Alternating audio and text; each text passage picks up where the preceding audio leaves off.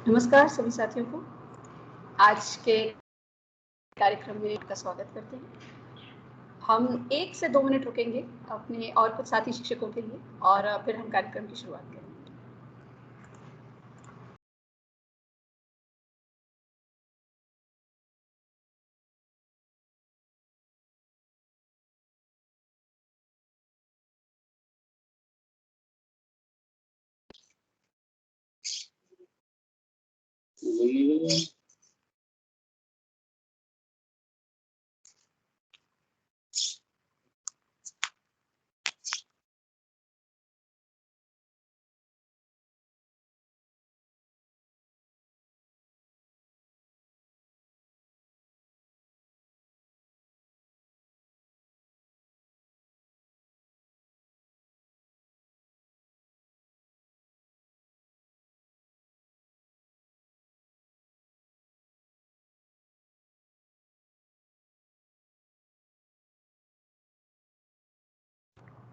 सभी साथी शिक्षकों से भी अनुरोध है कि यदि और कोई साथी शिक्षक हमारे साथ जुड़ने वाले हैं तो कृपया आप उन्हें संपर्क कर लीजिए और इंश्योर कर लीजिए कि हम जल्दी से जल्दी कार्यक्रम शुरू करें ताकि हम समय से इसका समापन भी कर सकें।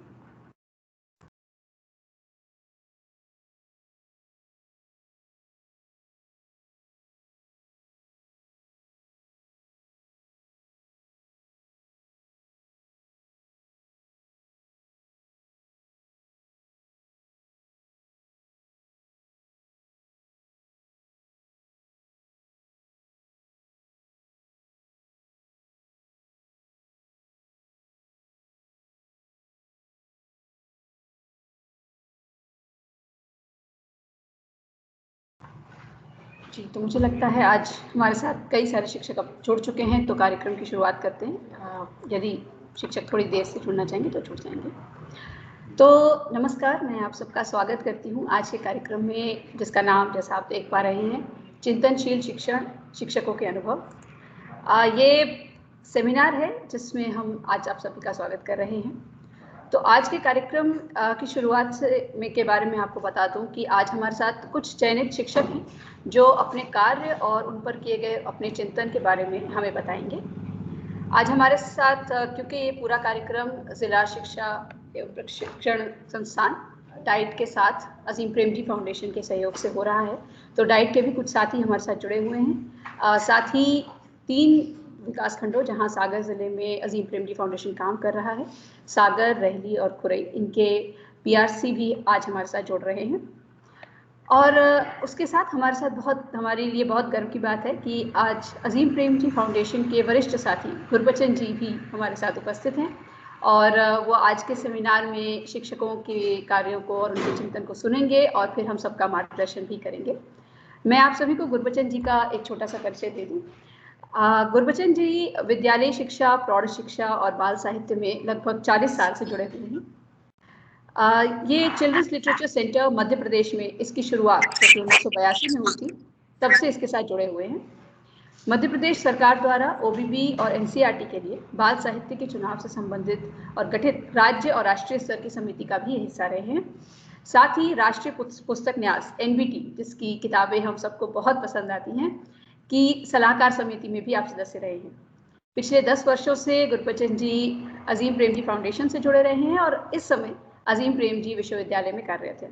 तो आपका स्वागत है गुरबचन जी, और हम आशा करते हैं कि हमारे शिक्षकों का कार्य सुनकर आप हम सबका एक अच्छा मार्गदर्शन कर पाएंगे और आपको भी अच्छा लगेगा। कार्यक्रम की शुरुआत करने से पहले मैं इस पूरी प्रक्रिया का संदर्भ आपके सामने रख दूं कि आज हम सब यहाँ क्यों मिले हैं, आज हम क्या कर रहे हैं। तो जैसा मैंने बताया कि ये पूरा कार्यक्रम जिला शिक्षा एवं प्रशिक्षण संस्थान डाइट सागर द्वारा आयोजित है और अजीम प्रेमजी फाउंडेशन सागर द्वारा सहयोगित है। आप जानते हैं कि अजीम प्रेमजी फाउंडेशन का लक्ष्य रहा है कि सरकारी विद्यालयों एवं शासकीय शिक्षा व्यवस्था को गहन अकादमिक सहयोग देकर हम इस पूरी व्यवस्था को सुदृढ़ कर सकें। मध्य प्रदेश में इस समय हम 5 जिलों में काम कर रहे हैं: भोपाल, खरगोन, धार, दमोह और साथ ही सागर। इन सभी ज़िलों में जो हमारा टीचर लर्निंग सेंटर है, इसके माध्यम से हम बहुत सारे विद्यालयों में और बहुत सारे शिक्षकों के साथ जुड़ पाए हैं और हमने इन सबसे बहुत कुछ सीखा है और अपना भी अकादमिक सहयोग दिया है। सागर जिले में इस वक्त हम 3 विकासखंडों में मुख्यतः काम कर रहे हैं, सागर, खुरई और अरली। और इन सभी जगहों पर हम कक्षा प्रक्रिया के साथ गहराई से जुड़े हुए हैं। आज जो हम कार्यक्रम कर रहे हैं, इसके पीछे जो हमारा लक्ष्य था वो ये था कि हम चिंतन के महत्व को हमेशा से समझते हुए शासकीय शिक्षकों को हमेशा इसलिए प्रेरित करते रहे हैं कि वे लिखें अपने काम को और उसके ऊपर गहराई से सोचें। विद्यालयों में जब हमने काम किया तो हमें समझ में आया कि बहुत सारे ऐसे शिक्षक हैं जो बहुत बेहतरीन काम कर रहे हैं, लेकिन अक्सर वो बातें आगे नहीं आ पाती, वो किसी बड़े मंच पर साझा नहीं हो पाती हैं और इसीलिए उसका दस्तावेजीकरण नहीं हो पाता है। और इसलिए जिसे हम अक्सर कहते हैं, जो सरकारी शिक्षक का जो नैरेटिव है उसको भी बदलने की ज़रूरत है। इसलिए हमने ये समझा कि ये बहुत ज़रूरी है कि शिक्षकों के किए हुए काम और उनका चिंतन सामने आए। इसीलिए पिछले अकादमिक वर्ष यानी कि 2019-20 में हम जिन शिक्षकों के साथ जुड़े हुए थे उनसे हमने एक ये रिक्वेस्ट की कि आप अपने काम को, जो आपने अच्छे काम किए हैं, उसको आप एक पर्चे में लिखिए, जो कि लगभग 1500 से 2000 शब्दों का पर्चा हो। और उस पूरे वर्ष में आपकी जो भी सफल गतिविधि रही उसको आप उसमें लिखिए। सफलता से हमारा अर्थ है कि वो प्रक्रियाएं जहां बच्चों ने सक्रिय भूमिका निभाई हो, जहां उन्होंने अपनी समझ स्वयं बनाई हो और साथ ही निर्धारित लर्निंग आउटकम भी प्राप्त की हो। ये हमारी सफलता की डेफिनेशन थी और कुछ चुनिंदा शिक्षकों ने अपनी समझ इस पूरी चीज़ पर लिखी है और साथ ही साथ क्या उनकी चुनौतियां रहीं, क्या वो भविष्य में इसको कैसे आगे ले जाएंगे और उन्होंने इस पूरी प्रक्रिया में क्या कुछ सीखा, ये सब उन्होंने इसमें सम्मिलित किया है। सेमिनार का लक्ष्य ये है कि हम अपने अनुभवों को एक प्रक्रिया के रूप में देख सकें। एक शिक्षक के रूप में ये हमारी व्यावसायिक जिम्मेदारी है कि हम अपने चिंतन को अधिक से अधिक व्यवस्थित करें। कक्षा में होने वाली हर स्थिति को एक आलोचनात्मक दृष्टि से देखें और ये समझें कि ये एक दूसरे से कैसे जुड़ी हुई है। इन सब में विद्यार्थियों की भूमिका को कैसे सुनिश्चित करें और सीखने सिखाने की प्रक्रिया को और अर्थपूर्ण कैसे किया जाए। सेमिनार इस बात का भी एक अवसर है कि शिक्षक अपने विचारों को व्यवस्थित करने की ओर कदम बढ़ाएं, न केवल चिंतन बल्कि लेखन में भी सटीकता और सार्थकता ला सके। शैक्षिक लेखन, और मैं ये अनुभव से बता सकती हूँ कि शैक्षिक लेखन अपने आप में एक बहुत विशिष्ट कला है। लिखना आसान नहीं है। विषय के चुनाव से लेकर उसकी प्रक्रिया को सुनिश्चित करना और सही उपयुक्त शब्दों में उन्हें लिख पाना, ये कौशल है जो धीरे धीरे विकसित होता है। इस कड़ी में बहुत ज़रूरी है कि हम लगातार सोचते रहें, लगातार चिंतन करते रहें, किसी न किसी रूप में उसे लिखते भी रहें और साथ ही साथ अपने साथियों के साथ उसे साझा करते रहें। आज हमारे साथ बहुत सारे शिक्षक जुड़े हुए हैं, 30 के करीब, और आप सभी अपनी कक्षाओं में कुछ विशिष्ट काम कर रहे हैं। बच्चों के साथ आपका संबंध, शिक्षण प्रक्रिया में आपके प्रयास बेहद सराहनीय है। इसीलिए हमारा प्रयास है कि अब एक कदम और आगे बढ़ाया जाए और अब इन अनुभवों को थोड़ा और व्यवस्थित करें और अपनी कक्षा प्रक्रियाओं को एक शोध के रूप में देखना शुरू करें। कक्षा में आने वाली समस्याओं को हम सत्र की शुरुआत में ही इकट्ठा कर लें, उनके बारे में सोचें, उनको पहचानें, फिर उनके समाधान के लिए एक योजना बनाएं और उद्देश्यपूर्ण पूर्व निर्धारित योजना के अनुसार उस प्रक्रिया को करें। समस्याएं आएंगी और इन समस्याओं के लिए हो सकता है हमें कुछ लेख पढ़ने पड़े, हमें कुछ विशेषज्ञों से बातचीत करनी पड़े, और ये जो विषय हैं ये कोई भी हो सकते हैं, या तो विषय संबंधित या फिर सामान्य, जैसे बच्चे गुणा सीखने में समस्या महसूस कर रहे हैं, या फिर कहानियों को पढ़ने लिखने से कैसे जोड़ें, या समुदाय का विद्यालय में सहयोग कैसे बढ़ाएं, या फिर कक्षा में बच्चों में जेंडर आधारित भेदभाव को कैसे मिटाएं। कोई भी विषय हो सकता है जिसे आपको लगता है कि आपकी कक्षा में समस्या है और उस पर आप काम करना चाहते हैं। इस विषय को चुनते हैं, इस पर योजना बनाते हैं और काम करते हैं, और जो भी मदद हमें चाहिए उन सब में हम मदद लेते रहें विशेषज्ञों से और लेखों से, और फिर एक निश्चित अवधि तक इस पर काम करें। इस पूरी यात्रा को हम अंत में दस्तावेजीकरण करें। अजीज प्रेमजी फाउंडेशन की ओर से हम ये आपको आश्वासन देते हैं कि इस पूरे प्रकरण में हम आपका पूर्ण सहयोग देंगे। हमारे साथी आपके साथ जुड़े ही हुए हैं और वो आगे भी आपके साथ जुड़े रहेंगे, तथा जो भी अकादमिक मदद आपको चाहिए वो आपको देंगे। आपके अनुभवों और आपके चिंतन को हम इसी तरह अगले वर्ष इसी तरह के सेमिनार में सबके सामने प्रस्तुत करेंगे और हम सब उस लेखन से सीखेंगे, उस लेखनी की प्रक्रिया से जो आपने सीखा वो भी हम सीखेंगे। हम उम्मीद करते हैं कि आज की प्रस्तुतियां सुनने के बाद आप में से कुछ शिक्षक ज़रूर प्रेरित होंगे अपने अनुभवों और अपने चिंतन को लिखने के लिए। साथ ही हम इस पूरी प्रक्रिया में जिला शिक्षा एवं प्रशिक्षण संस्थान टाइट के मार्गदर्शन का और पूर्ण सहयोग की पूरी उम्मीद करते हैं। तो लौटते हैं आज के कार्यक्रम पर। आज हमारे साथ 3 शिक्षक अपनी बात रखेंगे, जिसमें से 2 शिक्षक खुरई से हैं और 1 शिक्षक सागर विकासखंड से हैं। हमारे साथ 30 शिक्षक और जुड़े हुए हैं जो कि सागर, रहली और खुरई विकासखंड से हैं। तो मैं अपनी साथी सभा को आमंत्रित करूंगी कि वे आएं और कार्यक्रम को आगे बढ़ाएं।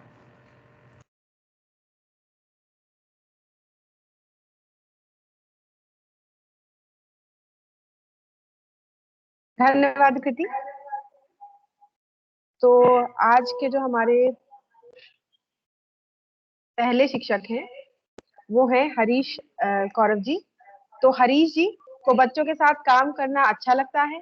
इन्होंने शासकीय प्राथमिक शाला बेरी के अपने कक्षा कक्ष को प्रिंटरिच बनाने और पुस्तकालय पर भी काम किया है।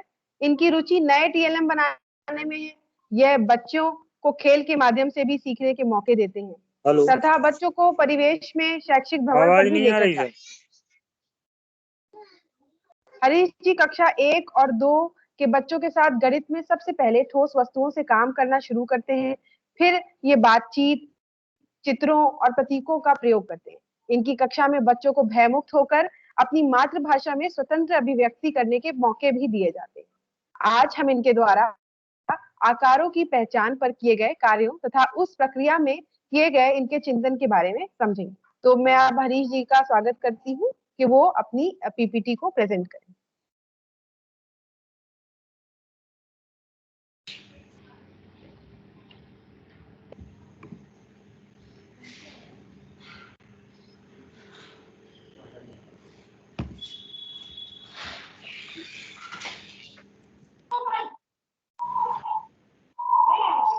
बेरी जनसंख्या धनौरा विकासखंड हरीश कौरव।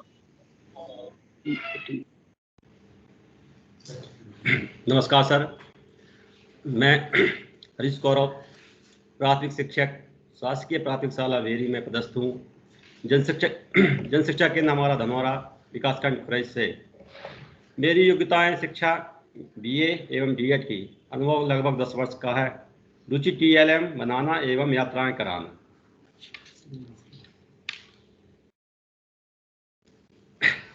दक्षता उन्नयन की देखते हुए आकारों की समझ विकसित करने के लिए बच्चों को छोटी कक्षाओं से ही उनकी पहचान स्थित हो जाए, इसलिए मैंने आकारों की पहचान के लिए कक्षा 1 और 2 में काम किया। हमारे स्कूल में कक्षा 1 और 2 में कुल बच्चों की संख्या 9 है। विद्यालय एवं बच्चों की पृष्ठभूमि। मैं गांव में शिक्षक के कार्य के साथ साथ बीएलओ का काम भी कर रहा हूं लगभग 2 वर्षों से। हमारे गांव में की जनसंख्या 800 के लगभग है। इसमें 90 घर हैं। मतदाता 475 के लगभग हैं। पुरुष मतदाता 240 हैं और महिला मतदाता 235 हैं। गांव के लोगों का मुख्य व्यवसाय कृषि और पशुपालन है। सांची दूध संस्था का दुग्ध संकलन केंद्र पिछले 2 सालों से गांव में चल रहा है। गांव में औरतें घूंघट लेती हैं और कुछ औरतों खेतों में जाकर काम भी करती हैं। महिलाओं की आधी से अधिक आबादी पढ़ी लिखी है। जब बीएलओ काम के लिए मैं घर घर जाता हूं तो यह जानकारी प्राप्त हुई कि बहुत सी महिलाएं घर में पढ़ी लिखी हैं और समझदार हैं। विद्यालय एवं बच्चों की पृष्ठभूमि। मैं वर्ष 2013 में इस स्कूल में नियुक्त हुआ। शिक्षकों के नियमित समय पर स्कूल आने से बच्चों की भी आदत समय से स्कूल आने की पड़ गई है। इसी वजह से ग्रामीण हमारे स्कूल के शिक्षकों का सम्मान करते हैं। बच्चे स्कूल में भी सागर क्षेत्र की बुंदेलखंडी भाषा बोलते हैं। धीरे धीरे मैंने उनकी बातों और शब्दों को पहचानने की कोशिश की। जैसे रिसक गए मतलब हमारे यहाँ नरसिंहपुर जिले में रिसक गए मतलब होता है फिसल गए या गिर गए। यहाँ बच्चे बोलते रिसक गए। मैंने उनसे समझा इसको क्या मतलब होता है। बच्चों ने समझाया कि कोई गिर जाता है तो हम समझ गए कि हाँ रिसक गए यानी मतलब फिसल गए। उपटा लग गया यानी ठोकर लग जाना। बच्चे भी मेरी बातों को सुनकर हिंदी के मानक बोलने लगे। पिछले कुछ सालों से स्कूल में 70 से 80% लड़कियां रही हैं। इस सत्र में स्कूल में कुल 20 बच्चे हैं। इनमें से 12 लड़कियां हैं और 8 लड़के हैं। कक्षा 1 और कक्षा 2 बच्चों को आकारों की पहचान करवाना। पिछले कुछ सालों की दक्षता उन्नयन बेसलाइन टेस्ट के आंकड़ों में मैंने पाया कि बच्चे आकार और आकृतियों से जुड़े सवालों के उत्तर नहीं दे पाते थे। उन्हें त्रिभुज, वर्ग, आयत या वृत्त जैसे आकार दिखाने पर वे कुछ भी नहीं बोलते थे। उन्हें उनकी बोली भाषा में इनके लिए शब्द नहीं सूझते थे। कई बच्चों में अभिव्यक्ति करने के लिए उत्साह भी नहीं था। वो इनको देखकर भी डर जाते थे कि क्या है, त्रिभुज पूछ लिया या वृत्त पूछ लिया या अपन ने आयत पूछा। उसकी समझ विकसित नहीं थी बच्चों में, वो सही बोल नहीं पाते थे उसके बारे में। कक्षा 1 और कक्षा 2 के आकारों की पहचान करवाना। गणित में आगे की कक्षाओं में ज्यामिति की समझ को मजबूत करने के लिए आकार, आकृतियों और उनके गुणों की समझ होना जरूरी है। यही वजह रही है कि मैं प्राथमिक शिक्षक के रूप में इन अवधारणाओं पर बच्चों की समझ को विकसित करना चाहता हूँ। आकारों की पहचान से जुड़ी अकादमिक समस्याओं को हल करने के लिए मैंने एक कार्य योजना तैयार की। उसके उद्देश्य इस प्रकार हैं। विभिन्न आकारों को देखकर उनके मानक नाम बता सकें बच्चे आसपास की वस्तुओं के आकार और आकृतियों को पहचान सकें। जैसे क्लास में बहुत सी खिड़की, दरवाजे रहते हैं, कोई वर्गाकार की रहती है, कोई आयतकार की रहती है। जैसे पंखा का चलना कौन सी आकृति बनाएगी, वृत्त की आकृति या आयत की, तो बच्चे समझ जाते हैं गोल बन रही है तो वृत्त की बनेगी। गोल एवं वृत्त की समझ विकसित करना, तो जो चीज़ गोल रहती है उसी को वृत्त बोलते हैं। इसमें बच्चे बहुत सोच में पड़ जाते हैं वृत्त नया शब्द सुन के, जबकि गोल को जानते हैं, उससे खेलते हैं। मेरे के परिवेश में बहुत चीज़ गोल गोल पाई जाती, गोल को जानते हैं वो, लेकिन उसको वृत्त से जोड़ते हैं तो वो कन्फ्यूज हो जाते हैं बच्चे। छोटे में भी, छोटी क्लासों में भी बच्चों को ये बताया जाए जो चीज़ लुढ़कती है, गोल है, उसी को वृत्त बोला जाता है, तो आगे चल के बच्चों को इस समस्या के बारे में हल हो जाएगा।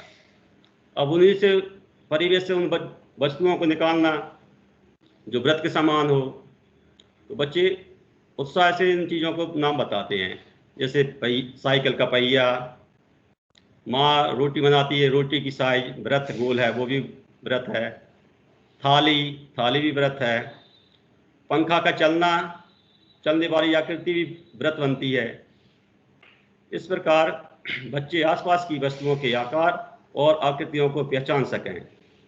बच्चे आकार और आकृतियों को गुणों को भी बता सकें। जैसे दरवाजे में पूछा क्या है अंतर है दरवाजे और वृत्त में, तो बच्चे महसूस करने लगे इसमें 4 भुजाएं दी हैं, 4 कोण दिख रहे हैं, कोने के ना दिए दरवाजे के, खिड़की के, और वृत्त में कोई कोना नहीं होता, वो गोल रहती है। इस प्रकार उनको आकृतियों के गुणों को भी बता सके। चित्रकला और हस्तकला में आकृतियों का समझ के साथ इस्तेमाल कर सकें। चित्रकला एक बहुत अच्छी कला है बच्चों के लिए, छोटे बच्चों के लिए। कोई भी चित्र दे दो उनको, रंग भरें, उसमें बहुत खुशी से वो काम करते हैं, वो बहुत मन लगा काम करते हैं, उसमें बहुत स्थायी समझ विकसित होती है बच्चों में। टेस्ट और परीक्षाओं में आकार और आकृतियों से जुड़े सवालों को समझकर हल कर पाएं। इसके लिए बच्चों को शुरू से ही इसकी समझ विकसित करें, जिससे वो आगे चलकर भूल न सकें। क्रिया पाठ्य पुस्तकों के अभ्यास कार्य करवाना। अब जो पुस्तकें नहीं आई हैं उसमें बहुत सी आकृतियाँ दी हैं जिससे बच्चे बहुत कुछ सीखते हैं। गतिविधियों में भी बहुत चीज़ सीख रहे हैं बच्चे। माचिस की तीलियों के माध्यम से आकारों की पहचान करने के मौके देना। माचिस की तीली से विशेष अलग अलग आकृतियाँ, त्रिभुज, वृत्त, आयत, ये आकृतियाँ बनवाना बच्चों से। कार्डशीट और कार्डबोर्ड की मदद से बनाए गए टीचिंग लर्निंग मटेरियल, आकारों का प्रयोग। आसपास की वस्तुओं में आकार की पहचान करने के मौके देना। झाड़ू की सीकों की मदद से वर्ग और आयत में अंतर करके दिखाना कि जो छोटे बड़े भले ही हो सकते हैं लेकिन इनका नाम अलग नहीं होगा। अगर भुजाएं छोटी बड़ी हो जाएंगी लेकिन व्रत ही रहेगा, वर्ग ही रहेगा। उसके आकार में भले ही अंतर हो जाए लेकिन उसका नाम वही रहेगा। आकारों की पहचान और विशेषताओं का खेल। बच्चों को भी अस्थायी ज्ञान देना चाहिए कि उनकी विशेषताओं को भी समझाते रहना चाहिए। त्रिभुज में 3 भुजाएं रहती हैं, 3 कोने होते हैं। आयत में भी 4 भुजाएं होती हैं लेकिन उसकी भुजाएं सिर्फ आमने सामने की बराबर होती हैं, ना कि चारों बराबर होती हैं। और वर्ग में 4 कोने होते हैं, 4 भुजाएं होती हैं, तो चारों एक समान भुजाएं होती हैं। ये चीज़ बच्चों को छोटे से ही समझाना चाहिए। ईंटों की मदद से आकारों की पहचान। आसपास परिवेश में हर गांव में ईंटों का काम प्राय होते ही रहता है। 80% 90% देखा है। हर गांव में छोटे मोटे तौर पर काम होता रहता है। उस परिवेश पे ले जाके बच्चों को दिखाना कैसे काम होता है। उन्हीं ईंटों की मदद से भी आकृतियाँ बना सकते हैं या आकृतियों को दिखा सकते हैं कि ये किस आकार की है। आकारों के नाम सुनकर उन्हें स्पष्ट रूप से बनाने के मौके देना। जैसे अपन ने बोला कि त्रिभुज बनाना है तो त्रिभुज ही बनाए बच्चे नाम सुनकर, ना कि वो देखकर बनाए। व्रत बनाए तो व्रत को उनको स्थायी समझ होना चाहिए। व्रत बोला तो व्रत ही बनाएंगे बच्चे। आयत, वर्ग, जिन चीज़ों को छोटे से ही उनको समझ विकसित करना चाहिए। चुनौतियाँ आती। बच्चों का नियमित रूप से ना आना, ये भी बहुत बड़ी चुनौती होती है हर स्कूल के लिए। कुछ अपन सिखाते हैं, उस दिन बच्चे नहीं आते तो वो बच्चे पीछे छूट जाते हैं। बच्चों की परिवेश की भाषा और किताबी भाषा अलग होना। उस भाषा को भी नहीं समझ पाते बच्चे, उसको भी समझ विकसित करना। उनकी क्षेत्रीय भाषा में उस भाषा को समझाकर ही उस भाषा पर ले जाना। सीखने के तरीकों को बच्चों के लिए रोचक बनाना। बीएलओ के काम की वजह से पर्याप्त समय ना मिल पाना और निरंतरता ना बन पाना। शैक्षिक कार्य के अलावा जो बीएलओ कार्यों में बहुत से प्राय 80% 90% टीचर नियुक्त हैं। यह कार्य थोड़ा हटके हो जाता है जिससे बच्चों की समझ और शिक्षा में बहुत बड़ा अंतर समझ में आता है। एक अलग से प्रेशर रहता है दिमाग पर, ये बीएलओ का काम अलग करना है, स्कूल का काम पीछे छूट जाता है। बच्चों में अमूर्त चिंतन और अवधारणाओं का विकास करना। मैंने सीखा, मुझे यह समझ आया कि बच्चों को पहले वस्तुओं को दिखाकर बोलने के लिए प्रेरित करना चाहिए। यदि वे नहीं बोलते हैं तो उनसे पूछना चाहिए कि यह किसके जैसा है, दिखाई दे रहा है। उनके उत्तरों को ध्यान से सुनना चाहिए और चर्चा को आकार के नाम से जोड़ने की तरफ ले जाना चाहिए। यदि कोई बच्चा फिर भी नहीं बोलता है तो उसे आकारों के नाम बताकर विकल्प देना चाहिए। 4 विकल्प दे, चित्र बताया अपन ने त्रिभुज का और उसमें चारों नाम दे दिए। वृत्त है, एक आयत है, एक त्रिभुज है, क्या है ये। बच्चे फिर उसमें सोचते हैं, दिमाग पर जोर देते हैं। वो जो भी बताएं उनको फिर उससे सही उत्तर मिलान कराना चाहिए। बच्चे कोण को कोना, भुजा को लाइन और वृत्त को गोला कह सकते हैं, लेकिन हमें उन्हें टोकने की बजाय उनकी समझ को जानने समझने के लिए उनसे बातचीत करनी चाहिए। पहले उनकी सही समझ बनाने की ज़रूरत है। उनके शब्दों को धीरे धीरे सुधारा जा सकता है, लेकिन शिक्षक को हमेशा सटीक शब्दों का ही प्रयोग करना चाहिए ताकि बच्चा शिक्षक को देखकर, सुनकर अपने शब्दों में बदलाव कर सके। बच्चे की मातृभाषा के शब्दों का सही सम्मान करना चाहिए। जैसे बच्चा कोना बोलता है तो बच्चे को टोकना नहीं है, उसको समझाना है। उसको कोना तो बोलते हैं, लेकिन गणित की भाषा में इसको कोण बोला जाता है। थोड़े थोड़े करके बच्चे बड़े होते जाते हैं तो उनको समझ विकसित होने लगती है। कोना को ही कोण बोलते हैं, और लाइन को ही भुजा बोलते हैं, वो वृत्त को ही गोला बोलते हैं। यह बच्चों को स्थायी समझ विकसित हो जाती है। मैंने सीखा, बच्चों को आकार बनाने के कई तरह के से मौके दिए जाने चाहिए। उन्हें माचिस की तीलियों, स्केच पेन, स्केल, खाली डिब्बियों की मदद से आकार और आकृतियां बनाने के मौके देने चाहिए।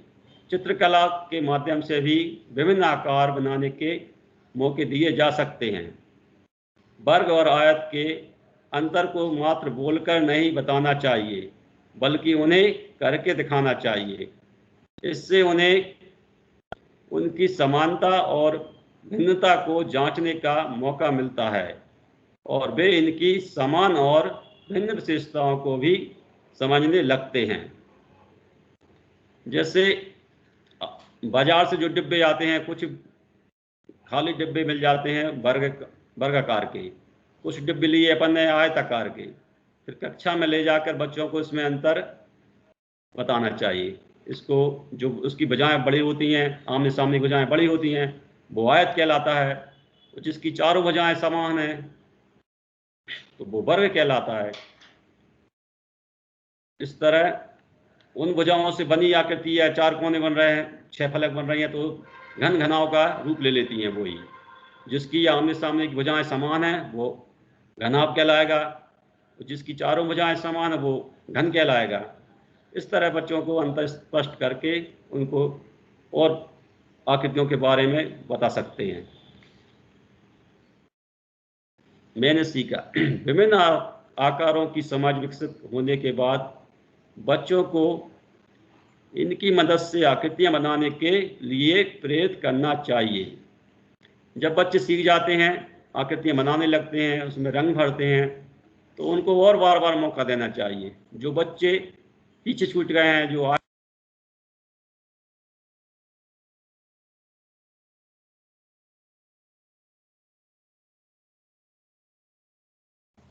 सर ये अनिकेत भाई म्यूट हो गया है आपका, सर म्यूट हो गया। प्रेशर वाला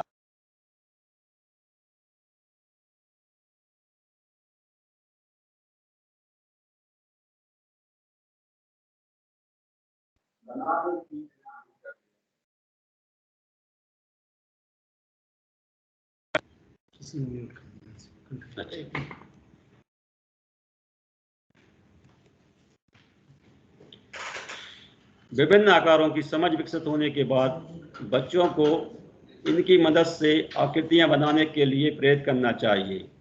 बच्चों में किसी भी विषय की शुरुआती अवधारणाएं बनाने की शुरुआत उनके पूर्व अनुभव, परिवेश के संदर्भ और दैनिक जीवन में प्रयोग होने वाली भाषाओं के शब्दों के उपयोग से की जाए तो बच्चों का विषय वस्तु से जुड़ाव बनाने में मदद मिलती है। ऐसा करने से बच्चे हमारी बातों को सही तरह से समझ पाते हैं, अपनी बातों को कह पाते हैं। जैसे गोल बनवाना है, वृत्त बनवाना है, तो उसकी शुरुआत गोल बनाने से करनी चाहिए। जैसे माँ की बिंदी कैसी रहती है और रोटी कैसी बनाई जाती है, रोटी किस पर बनती है, वो कैसा रहता है, साइकिल का पहिया कैसा रहता है, इस विषय इस शुरुआत करके ही बच्चों को वृत्त से जोड़ सकते हैं।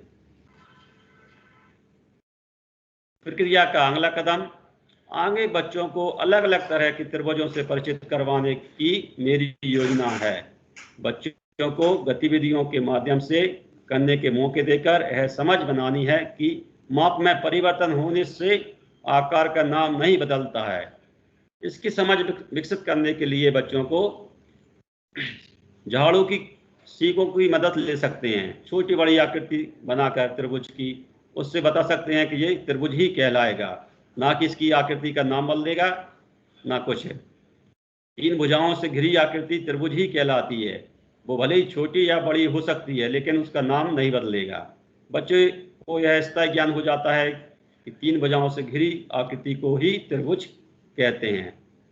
बच्चों को चित्रकला, ओरिगेमी और कलाकृतियाँ बनाने के मौके देना, जिनमें विभिन्न आकारों का प्रयोग हो रहा हो, जैसे प्रार्थना सभा में अलग अलग आकार की आकृतियां बनाना, रथ की तरह प्रार्थना कराना, या त्रिभुज की आकृति बनाकर बच्चों की प्रार्थना सभा कराना, आयत की आकृति बनाकर या वर्ग की आकृति बनाकर बच्चों को खड़ा करना और उनके गुणों पर चर्चा करना। जो प्रार्थना कराएगा उसके बारे में वो चर्चा करेगा डेली।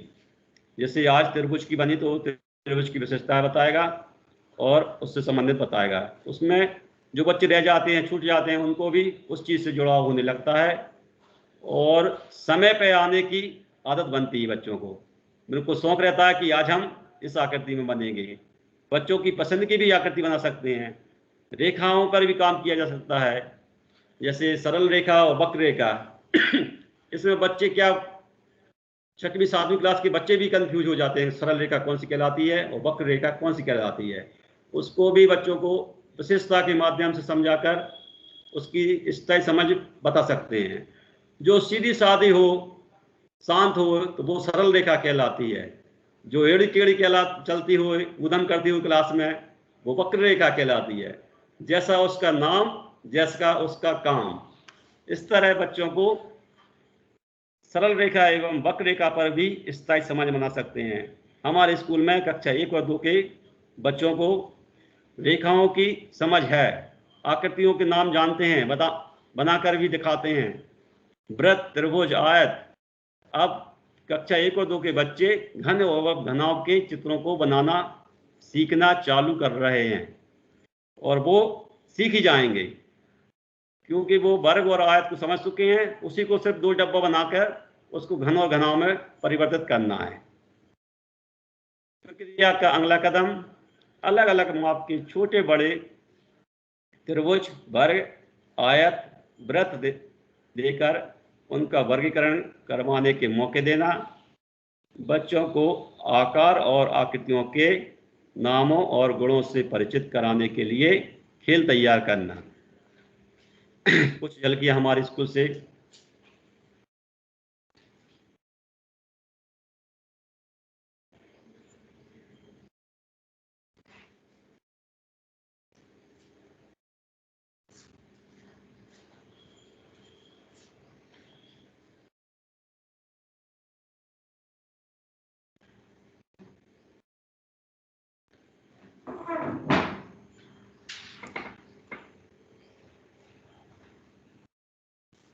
धन्यवाद सर।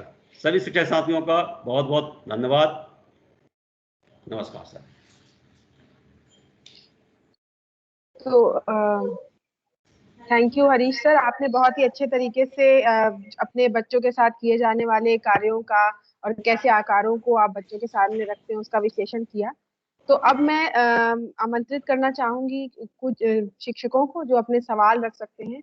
समय की कमी की वजह से हम सिर्फ 2 सवाल ही ले सकते हैं, तो कोई भी शिक्षक साथी अपना माइक जो है अनम्यूट करके सवाल रख सकते हैं। कोई भी 2 शिक्षक साथियों का ही सवाल हम इस बार ले पाएंगे, फिर अगली पीपीटी में आगे इस पर चर्चा।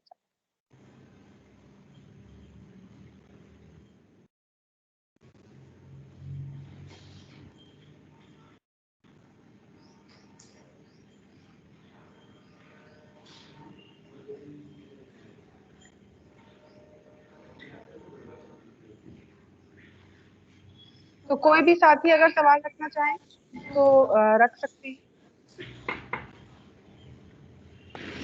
तो सर से एक सवाल मुझे पूछना था कि जैसे कई बार जब हम ज्यामितीय आकारों पे बच्चों के साथ, पहली दूसरी बच्चों के साथ काम करते हैं, तो बच्चों को अगर हम त्रिभुज दिखाते हैं, पूछते हैं क्या है, तो वो कहते हैं समोसा है। या बच्चों को जब हम रेक्टेंगल दिखाते हैं, आयत दिखाते हैं, तो बोलते हैं पट्टी है। तो इस तरह के सवालों के साथ आपने बच्चों के कैसे डील किया?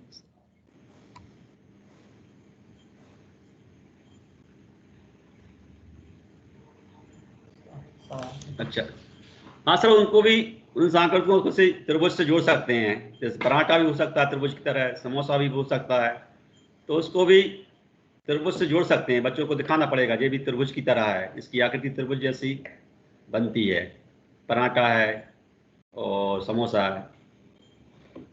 तो उसको बार बार बताना पड़ेगा। छोटे बच्चे क्या है कि भूल जाते हैं, बार बार बताने से उनको समझ विकसित हो जाएगी।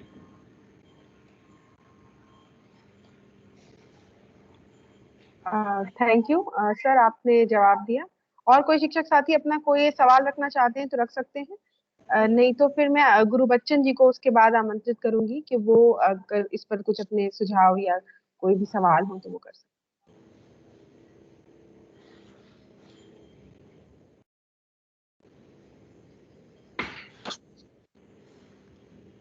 हेलो। हाँ सर, नमस्कार। हाँ सर, हरीश सर, आप बहुत बहुत नमस्कार सर। जी सर। और जो हमारे शिक्षक साथी जुड़े हुए हैं सेमिनार में, मैं उनका भी स्वागत करता हूं और नमस्कार सभी साथियों को। आपका सर जो प्रयास सराहनीय है, जिस तरीके से आप प्रयास कर रहे हैं बेरी में, वो सराहनीय है।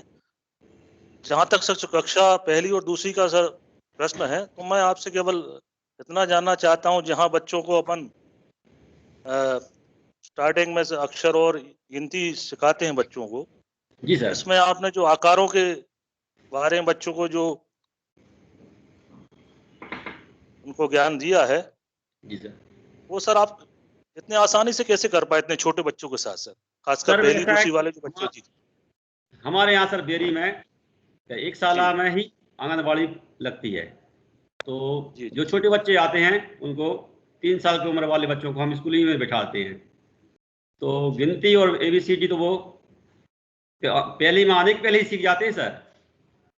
अच्छा, अक्षर पहले में आने के पहले ही भी गिनती 26 अक्षर, और कुछ बच्चे तो जोड़ना घटाना भी करने लगते हैं। और उसके बाद जो पहली में आते हैं उसको बहुत बड़ा ज़्यादा लाभ मिलता है सर।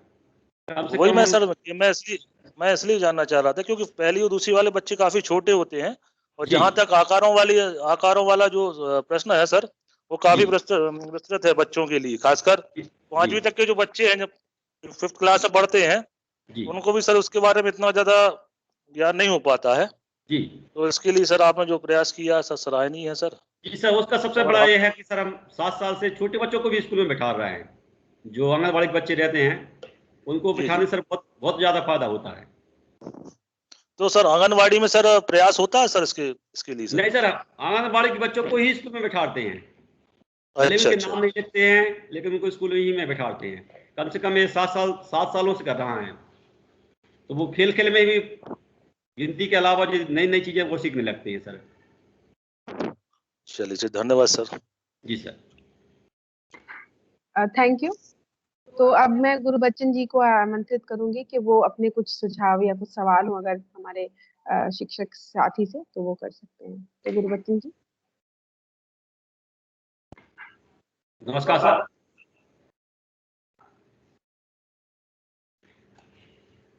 गुरुबच्चन जी, आपका माइक अनम्यूट है, अनम्यूट कर लीजिए, फिर वो रीम्यूट है। हरीश जी ने काफी व्यवस्थित तरीके से अपने अनुभव साझा किए हैं, और उन्होंने एक स्ट्रक्चर बनाने की कोशिश की है, और उस ढांचे के अंदर ही अपनी बात रखने की कोशिश की है कि उन्होंने कार्य योजना के उद्देश्य बताए हैं, इसकी प्रक्रिया क्या रही है, उनकी समझ क्या बनी है, समस्या का स्वरूप क्या रहा है, क्या सिद्धांत उन्होंने बनाए हैं, क्या उनके निष्कर्ष रहे हैं, और क्या चुनौतियां उनके सामने आई है। तो किसी भी इस तरह के अकादमिक लेखन के लिए एक सुविचारित ढांचा बनाने की आवश्यकता होती है, जो इनके लेखन में हमें दिखाई देता है। तो ये एक अच्छी बात है कि उन्होंने एक विचार के साथ एक स्ट्रक्चर बनाया और उसमें अपनी बात को सिलसिलेवार कहने की कोशिश की है। ये अच्छी बात है। दूसरा, उन्होंने जो समस्या ली है वो भी बहुत महत्वपूर्ण है कि गणित शिक्षण में उन्होंने आकार और आकृतियों को पहचानने की या उनकी अवधारणात्मक समझ को लेकर जिस तरह से उन्होंने काम किया, तो ये एक महत्वपूर्ण समस्या है बच्चों के लिए, खासतौर से छोटे बच्चों के लिए। तो उस समस्या को उन्होंने अच्छे से पहचाना है और उस पर काम भी बहुत व्यवस्थित तरीके से किया है और गणितीय आधारों को ध्यान में रखकर ही उन्होंने करने की कोशिश की है। लेकिन कुछ बातें ऐसी हैं जो अभी इसमें और हमें देखने की जरूरत है कि जब हम इस तरह का कोई पर्चा लिखते हैं और उस पर्चे में जो बच्चों का संदर्भ होता है या स्कूल का संदर्भ होता है या गांव का संदर्भ होता है, जो कि आपने भी अपने इस पर्चे में रखने की कोशिश की है, जी उस सर। संदर्भ को इस तरह से रखने की आवश्यकता है कि उसका आपकी शिक्षण प्रक्रिया से जुड़ाव दिखाई दे। मतलब कि वो चीजें हमें इस पूरे संदर्भ में रखने की आवश्यकता होती है कि जिससे शिक्षण की प्रक्रिया अच्छे रूप में प्रभावित हो सकती है या नकारात्मक रूप से प्रभावित हो सकती है। तो जी सर। आपने कुछ बातें तो रखी हैं, लेकिन इस पे आपको थोड़ा और पुनर्विचार करना होगा। जी सर, और करेंगे सर, करेंगे सर। आप अब अभी हरीश भाई, जी अब सर। आप बोलिए, बोलना नहीं, आप सुन लीजिए, है ना, जी और फिर आप उस पर कार्रवाई करिए जिससे कि सब लोग उसको सुन पाए और ध्यान से। ठीक है, तो आप उसको, आपको रिस्पॉन्ड करने की आवश्यकता नहीं है, ये सबके लिए बात हम कर रहे हैं। तो जो भी संदर्भ हम से शुरुआत करते हैं, और ये जरूरी है कि जिन बच्चों के साथ हम काम कर रहे हैं उन बच्चों के संदर्भ आना चाहिए, जिस स्कूल के माध्यम से हम काम कर रहे हैं उसका संदर्भ आना चाहिए, और गांव का भी अगर आता है संक्षेप में तो वो भी आना चाहिए। लेकिन संदर्भों को थोड़ा खोल के अगर रखेंगे तो जो पाठक है उसके सामने बच्चों की एक छवि बनती है, स्कूल की एक छवि बनती है, और वो जोड़ पाते हैं कि जो शिक्षण की प्रक्रिया चल रही है शिक्षक के द्वारा, उसकी परिस्थितियां वास्तव में क्या है। वो इसलिए जरूरी होता है। तो अगर जैसे मैं आपके ही जो लेख है तो उसके उस पंक्तियों को माने को सामने रख के बात रखना चाहूं कि जैसे कि आपने यहाँ लिखा है कि गांव के लोगों का मुख्य व्यवसाय कृषि और पशुपालन है। तो ये बहुत ही सकारात्मक और एक महत्वपूर्ण अवयव के तौर पे दिखाई देता है, इससे हम कुछ अर्थ नहीं निकाल पाते हैं। लेकिन अगर आप किसी दूसरे पाठक लेखक का देखें, जैसे मैंने कि अभी इसके बाद के सविता का देखा है, तो उन्होंने ये कहने की कोशिश की है कि जो मजदूरी का काम करते हैं, खेतों में काम करते हैं, जैसे कि आपने लिखा है कि खेतों में जाकर काम करती हैं महिलाएं, तो अगर वो काम करती हैं तो उसका अलग अर्थ है, और अगर वो मजदूरी करती हैं तो एक अलग संदर्भ में उनकी बात आती है कि उनकी जो परिस्थिति है वो वहां उभर के सामने आती है। तो कहने का आशय ये है कि आप जब इस तरह के संदर्भों को रखें तो उस पर थोड़ा सा उनको खोल कर और थोड़ा सा विस्तार देते हुए अपनी बात रखें, जिससे कि पूरा संदर्भ उभर के सामने आए। स्कूल के बारे में बहुत कम बातें हैं, तो स्कूल में क्या क्या है, खेल का मैदान है, पुस्तकालय है, कितने शिक्षक हैं, कितने बच्चे हैं, उनका विवरण हो, उनकी आपसी अंतर संबंध हो, पालक की भूमिका के बारे में, ये सारा आप स्कूल के कॉन्टेक्स्ट के तौर पर आप उसमें रख सकते हैं। उससे स्कूल का पूरा एक परिदृश्य उभर के आता है पाठक के सामने। इसके साथ ही जो स्कूल में टीचर हैं, जैसे आपने लिखा कि यहाँ की प्रभारी विमला अहरवार मैडम बन गई हैं, तो विमला अहरवार कैसी शिक्षक हैं, उनकी क्या खूबियां हैं, उनके बारे में एक दो लाइन लिखने की आवश्यकता है। आपको अपने बारे में भी एक दो लाइन इसमें लिखने की आवश्यकता है। तो इस तरह से शिक्षक का एक व्यक्तित्व उसमें दिखाई दे, स्कूल की पूरा एक संदर्भ दिखाई दे, इसको हमें ध्यान में रखने की आवश्यकता है, और उसको आपको एक रिविजिट करना होगा अपने इस पूरे लेख में। इसी प्रकार बच्चों का संदर्भ जो आपका है, बच्चों के संदर्भ में खास तौर से बच्चों की सामाजिक स्थिति, उनकी आर्थिक स्थिति, उनकी माता पिता की परिस्थितियां, किस तरह का वातावरण है, क्या वो बच्चे पहली पीढ़ी के बच्चे हैं, वो किस समुदाय से आते हैं, ये सारी बातें बच्चों के संदर्भ में रखने की आवश्यकता है, जिसका कि जिक्र इसमें कम है। आपने भाषा के संदर्भ को रखा है कि बच्चे बुंदेली बोलते हैं और उन बुंदेली को आप जगह देते हैं अपने शिक्षण की पूरी प्रक्रिया में, ये एक महत्वपूर्ण हिस्सा है। तो एक तो बात ये कि आपको इन संदर्भों पे थोड़ा सा और काम करने की आवश्यकता है, और उनको थोड़ा सा उभारने की आवश्यकता आपको इस पूरे लेख में है। जैसे उदाहरण के लिए आपने ये कहा कि 70% लड़कियां हैं, अब इससे कोई निष्कर्ष नहीं बनता है। लेकिन अगर आप ये कह रहे हैं कि जैसा कि मैंने दूसरे लेख में पढ़ा है कि 70% लड़कियां हमारे स्कूल में इसलिए हैं कि माता पिता लड़कियों को सरकारी स्कूल में भेजते हैं और लड़कों को प्राइवेट स्कूल में भेजते हैं, तो एक पूरा अलग संदेश या अलग समझ बन के हमारे सामने आती है कि वहाँ के उस समाज में बच्चियों की स्थिति क्या है और लड़कों की स्थिति क्या है और शिक्षा को वहाँ कैसे देखा जाता है। तो शायद ये आपको बात स्पष्ट हुई होगी कि हमें, जैसा कि अभी कृति ने कहा था, कि हमारे अपने खुद के रिफ्लेक्शन, हमारे अपने खुद के विश्लेषण, हमारी अपनी खुद की राय उन जो हमने स्टेटमेंट यहाँ दिए हैं उससे जोड़ कर रखने की आवश्यकता है। तभी लेख में एक तरह की विचारशीलता आती है और एक तरह की चिंतनशीलता उसमें आती है। इसको देखने की आवश्यकता है। दूसरी जो चीज मुझे एक लगती है कि पूरे जो आपका शैक्षिक यात्रा इसमें रही है, इस शैक्षिक यात्रा में बच्चों ने क्या किया, बच्चों के रिस्पॉन्सेस क्या थे, बच्चों की टिप्पणियां क्या थी, वो इसमें बहुत माने कुछ हद तक मिसिंग है। तो उसको आपको इसमें शामिल करने की आवश्यकता है। आपने क्या किया, आपकी तैयारी क्या थी, बहुत ही क्लैरिटी के साथ आ रहा है, बहुत ही स्पष्टता के साथ आ रहा है, आपको विषय की अच्छी समझ है और आपने उसको करने की कोशिश की है। लेकिन बच्चों के रिस्पॉन्सेस क्या रहे जब आपने ऐसा किया, कोई गतिविधि की, तो वो इसमें दिखाई नहीं देती है। तो आपको कुछ उदाहरण देकर कि जब आपने आयत पे काम किया या वृत्त पे काम किया तो बच्चों के रिस्पॉन्सेस किस तरह के थे और आपने बच्चों ने क्या कहा, ये बात जरूर इसमें शामिल होना चाहिए। तभी वो एक अंतःक्रियात्मक प्रक्रिया के तौर पे देखा जाता है। और तीसरी चीज ये कि जहां आप कोई बात कह रहे हैं उसके उदाहरण जरूर रखना है। तो अगर उदाहरण नहीं होंगे तो उदाहरण को हम फैक्चुअल के तौर पर देखते हैं, तथ्यों के तौर पर किसी लेख में देखते हैं, तो फिर वो एक तरह से कमजोर लेख बन जाता है। जैसे आपने कहा कि हमारे कक्ष में वृत्त और आयत के आकार की कई वस्तुएं थीं, बच्चे इनके साथ इनके नाम जल्दी बता देते थे, लेकिन त्रिभुज और वर्ग के आकार की वस्तुएं कम थीं। तो वो कौन सी वस्तुएं थीं आपके कक्ष में या आपके इर्द गिर्द जिनके नाम बता देते थे बच्चे, उनके नाम यहाँ आना चाहिए। मैं नमूने के तौर पर ये बात कह रहा हूँ। हालांकि आपने अपना जब प्रेजेंटेशन दिया तो आपने कुछ चीजों के नाम दिए, जैसे आपने खिड़की, दरवाजे, पंखा, लुढ़कने वाली चीजें, साइकिल का पहिया, इन तरह के नाम दिए, लेकिन लेख में वो चीजें हमें दिखाई नहीं देती हैं उदाहरण के तौर पर। तो जो भी बात आप कह रहे हैं, माने लेखक कह रहा है अपने लेख में, उसके प्रमाण के तौर पर उनके उदाहरण देने की आवश्यकता है हर जगह पर। तो चाहे वो शिक्षण की प्रक्रिया की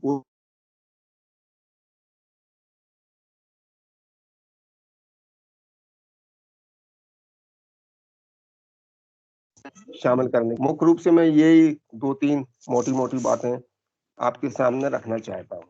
एक जो इम्पोर्टेंट बात और है, मैं सुझाव देना चाहता हूँ कि एक किताब है पोमेला लीबेक की, इन्फेंट मैथमेटिक्स।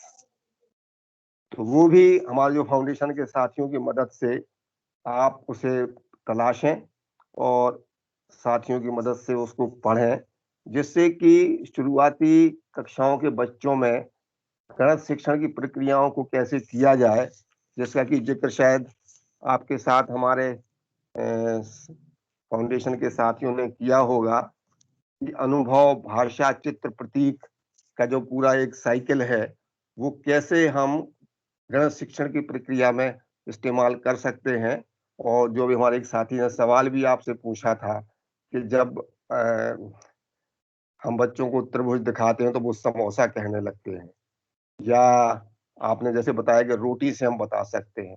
तो अब सवाल यही है कि आप समोसे की बात पहले करेंगे, रोटी की बात पहले करेंगे और फिर वृत्त की बात करेंगे और त्रिभुज की बात करेंगे, या पहले वृत्त और त्रिभुज की बात करेंगे और फिर समोसे और रोटी की बात करेंगे। तो ये एक बड़ा सवाल गणित की प्रक्रिया में हमें दिखाई देता है। तो उससे जुड़े हुए मसले आपको वहां रिजॉल्व करने में मदद मिलेगी। और जो ठोस वस्तुओं से शिक्षण की बात आपने कही है, उसकी समझ भी और पुख्ता इस पूरी प्रक्रिया में हो रही होगी और वो इसमें आप शामिल कर पा रहे होंगे। जैसे आपने ये कहा कि परिवेशी वस्तुओं का इस्तेमाल करूंगा, तो कौन सी परिवेशी वस्तुएं का इस्तेमाल आप करेंगे? तो ये कुछ बातें हैं जिनको इसमें आपको ध्यान रखना है। शुक्रिया। Thank you sir. तो अब मैं अगली पीपीटी की ओर चलना चाहूंगी क्योंकि समय हमारे पास थोड़ा कम है, और आपके सुझाव जरूर शामिल करेंगे सर, और हम भी इनके सहायता करते रहेंगे इसी तरह से। तो अब मैं सविता मैम से रिक्वेस्ट करूंगी कि वो अपनी पीपीटी डिस्प्ले करें। सविता जी शासकीय प्राथमिक शाला धर्मश्री में पिछले 9 वर्षों से पदस्थ हैं। इन्हें शिक्षण करते हुए लगभग 24 वर्ष हो चुके हैं। ये एक बेहद चिंतनशील शिक्षिका हैं तथा बच्चों के साथ बातचीत करना इन्हें बहुत पसंद है। बच्चों द्वारा की जाने वाली गलतियां इनको सीखने के क्रम में एक महत्वपूर्ण कड़ी मानते हुए आगे बढ़ाती हैं। ये अक्सर उनका गहन विश्लेषण करती भी हैं और कक्षा के सीखने सिखाने में उसका प्रयोग भी करती हैं। इन्होंने परस्नातक की है और बीएड की उपाधि भी प्राप्त की है। आज अपने विद्यालय में किए गए कार्यों को ये हम सबके साथ साझा करेंगे। स्कूल को अपनाना के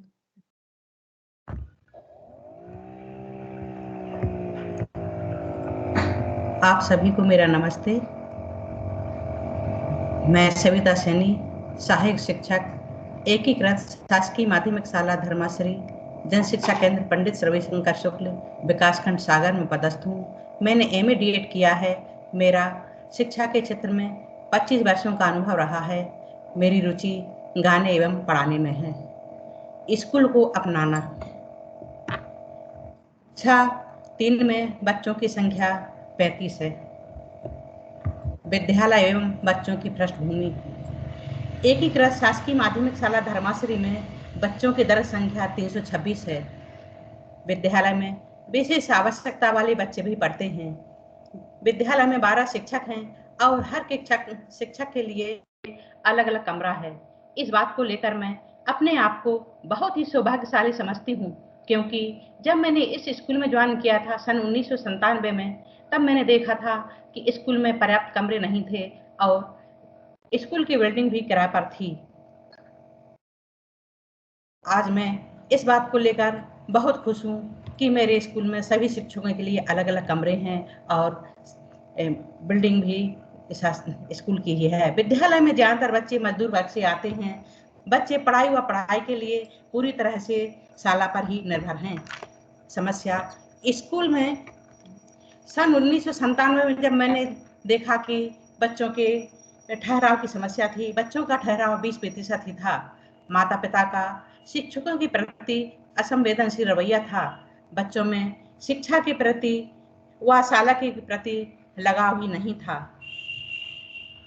मैं स्कूल में जब आई थी तब अपने मस्तिष्क पटल पर सीखना सिखाना प्रशिक्षण की ढेर सारी गतिविधियों की माला पिरो कर लाई थी इन बच्चों को सिखाने के लिए। लेकिन जब मैंने यहाँ देखा कि बच्चों का ठहराव ही 20% था, तो वो कहते हैं ना कि वह नाविक क्या और नाविक कुशलता क्या, जब धाराएं ही अनुकूल ना हो। जब बच्चे ही नहीं आएंगे स्कूल तो मैं किसको सिखाऊंगी ये ढेर सारी गतिविधियां। तो सबसे पहले मैंने जानना चाहा कि बच्चे क्यों नहीं आते हैं स्कूल, क्यों, आखिर क्यों। बच्चों के इस क्यों का जवाब जानने के लिए सबसे पहले मैंने बच्चों के माता पिता से मिलना शुरू किया। अनुपस्थिति के कारण अभिभावकों से मिलने पर पता चला कि ज्यादातर बच्चे श्रमिक परिवार से आते हैं और जब माता पिता मजदूरी करने चले जाते हैं तो बड़े भाई बहन माता पिता की अनुपस्थिति में छोटे भाई बहनों का ध्यान रखते हैं और स्कूल नहीं आते। कुछ अभिभावक तो मजदूरी करने के लिए दूसरे शहरों में चले जाते हैं और काफी लंबे समय तक वापस नहीं आते हैं। इस कारण भी बच्चों की अनुपस्थिति हो जाती है। और जब बच्चे बहुत से कारणों से स्कूल नहीं आते हैं, लंबे समय तक अनुपस्थित रहने के कारण जब वो बाद में आना शुरू करते भी हैं तो वो पढ़ाई में पिछड़ जाते हैं और अपने आप को हीन महसूस करने लगते हैं। कुछ बच्चों की तो कम उपस्थिति के कारण स्कूल की पठन पाठन सामग्री से व इस शाला कक्षा की किताबों से और अपने सहपाठियों से जुड़ाव नहीं हो पाता है, तो वो शाला में बोरियत महसूस करते हैं और फिर धीरे धीरे शाला आना बंद कर देते हैं। कुछ बच्चे सुबह खाना खाकर नहीं आते हैं। मध्याह्न भोजन जो कि 31 पर मिलता है, कुछ बच्चों के लिए दिन की पहली खुराक होता है। ऐसे में हम कैसे सोच सकते हैं कि भूखे पेट बच्चा पढ़ाई कर सकता है। कुछ बच्चों से घर जाने पर मालूम पड़ा कि वो अपने छोटे भाई बहनों को लेकर आंगनवाड़ी केंद्र जाते हैं और उनके साथ वहीं बैठ जाते हैं, इस कारण भी अनुपस्थित रहते हैं। ज्यादातर बच्चों के माता पिता पढ़े लिखे नहीं होते हैं और उन्हें बार बार समझाने पर कि वो अपने बच्चों को स्कूल भेजें, इस बात को कभी कभी नहीं समझ पाते हैं। कई बार तो वो हमसे भी बहुत ही असंवेदनशील तरीके से पेश आते हैं। कई बार तो मुझे लगा कि क्यों ना इनको इन्हीं की स्थिति पर छोड़ दिया जाए, लेकिन मैं सोचती हूँ कि अगर भारत की प्रथम महिला शिक्षिका सावित्रीबाई फुले ने भी उन औरतों को जिनको वो पढ़ाना चाह रही थी, उन औरतों को द्वारा उन पर गंदगी फेंकी गई, कीचड़ उछाला गया, उनको अपशब्द कहे गए, अगर उन्होंने भी उन औरतों को उन्हीं की स्थिति में छोड़ दिया होता तो शायद मैं भी आज शिक्षक नहीं बन पाती।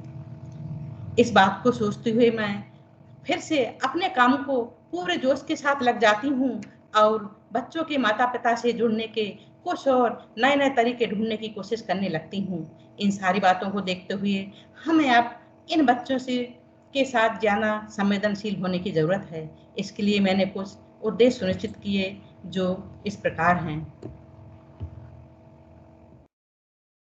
बच्चों की उपस्थिति बढ़ाना, बच्चों, अभिभावकों तथा समाज में शिक्षा के प्रति जागरूकता फैलाना, क्योंकि जब अभिभावक और समाज शिक्षित होगा तभी तो वो अपने बच्चों को स्कूल भेजेंगे, शिक्षित कराएंगे, उसका महत्व समझेंगे। बच्चों में विद्यालय तथा पढ़ाई की तरफ रुचि बढ़ाना ताकि बच्चे स्कूल दौड़े हुए चले आएं। इसके लिए मैंने अभिभावकों के साथ कुछ प्रयास किए। अभिभावकों के साथ मैंने लगातार संवाद जारी रखा। वे अपने बच्चों को स्कूल भेजें। स्कूल में होने वाली प्रत्येक गतिविधियां, चाहे वो सांस्कृतिक कार्यक्रम हो, चाहे बाल सभा हो या फिर पेरेंट्स मीटिंग हो, मैं सभी में पेरेंट्स के लिए आमंत्रित करती और स्कूल की गतिविधियों से उन्हें अवगत कराती ताकि वो इस बात को समझें और बच्चों को स्कूल भेजें। टेस्ट के उपरांत में अभिभावकों को बुलाकर या फोन पर उनके बच्चों की प्रगति या बच्चों की किसी खास तकलीफ से मैं उनको अवगत कराती रहती हूँ, जैसा कि आप चित्र में देख पा रहे हैं। कभी कभी ऐसा होता है कि कोई बच्चा किसी प्रश्न को ठीक से हल कर लेता है, लेकिन परीक्षा में वो उसे उस तरीके से हल नहीं कर पाता, तो भी मैं माता पिता को इस बारे में बताती हूँ। इस वर्ष 5वीं और 8वीं के छात्रों के लिए शाला में अनिवार्य रूप से उपस्थित होने को लेकर एक नोटिस भेजा गया था बच्चों के घर। शायद वो सीएम की तरफ से अभिभावक के नाम पाती थी।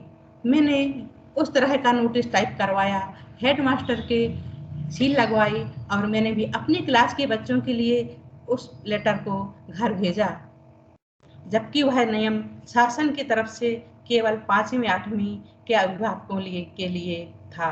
मैंने इस अवसर का लाभ उठाया और अपनी कक्षा के बच्चों के घर भी उस तरफ का नोटिस भिजवाया, उस टाइप का नोटिस भिजवाया।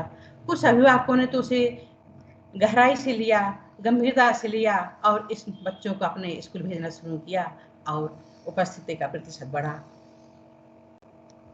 एक बच्ची काफी समय से स्कूल नहीं आ रही थी। उसके घर जाने पर मालूम पड़ा उसकी माँ किन्हीं कारणों से अपने मायके चली गई है और काफी लंबे समय से वापस नहीं आ रही है। मैंने उस बच्चे के नाना का फोन नंबर मालूम किया और उसके ननिहाल बात की, उसकी मम्मी से बात की और मैंने उसको समझाया कि आपके यहाँ ना होने से आपकी बेटी का पढ़ाई का बहुत ज्यादा नुकसान हो रहा है, आप वापस आ जाइए।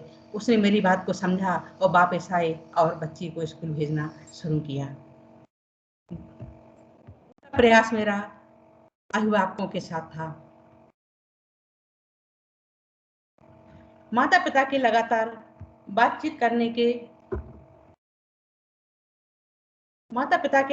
बातचीत करने के अलावा मैंने अपनी कक्षा को भी रोचक बनाया। इसमें सबसे पहले तो बच्चों से ढेर सारी बातें करना शामिल था।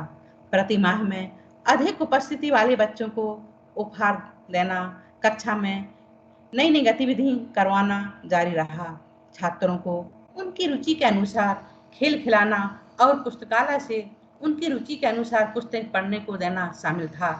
मेरा शुरू से उद्देश्य रहा है कि यदि कोई बच्चा गलती करता है तो मैं उस गलती को सीधे सीधे नहीं बताती हूँ और उसे टोकती नहीं हूँ, बल्कि उस गलती को बच्चे को स्वयं सुधारने के भरपूर मौका देती हूँ। उदाहरण के तौर पर एक बच्चे को मैंने 32 लिखने को कहा और उसने 22 लिख दिया। मैंने उस बच्चे को स्कूल की दीवार पर बने गिनती के चार्ट पर जाने को कहा और मैंने उससे कहा 10 पर उंगली रखिए, 20 पर, फिर 30 पर।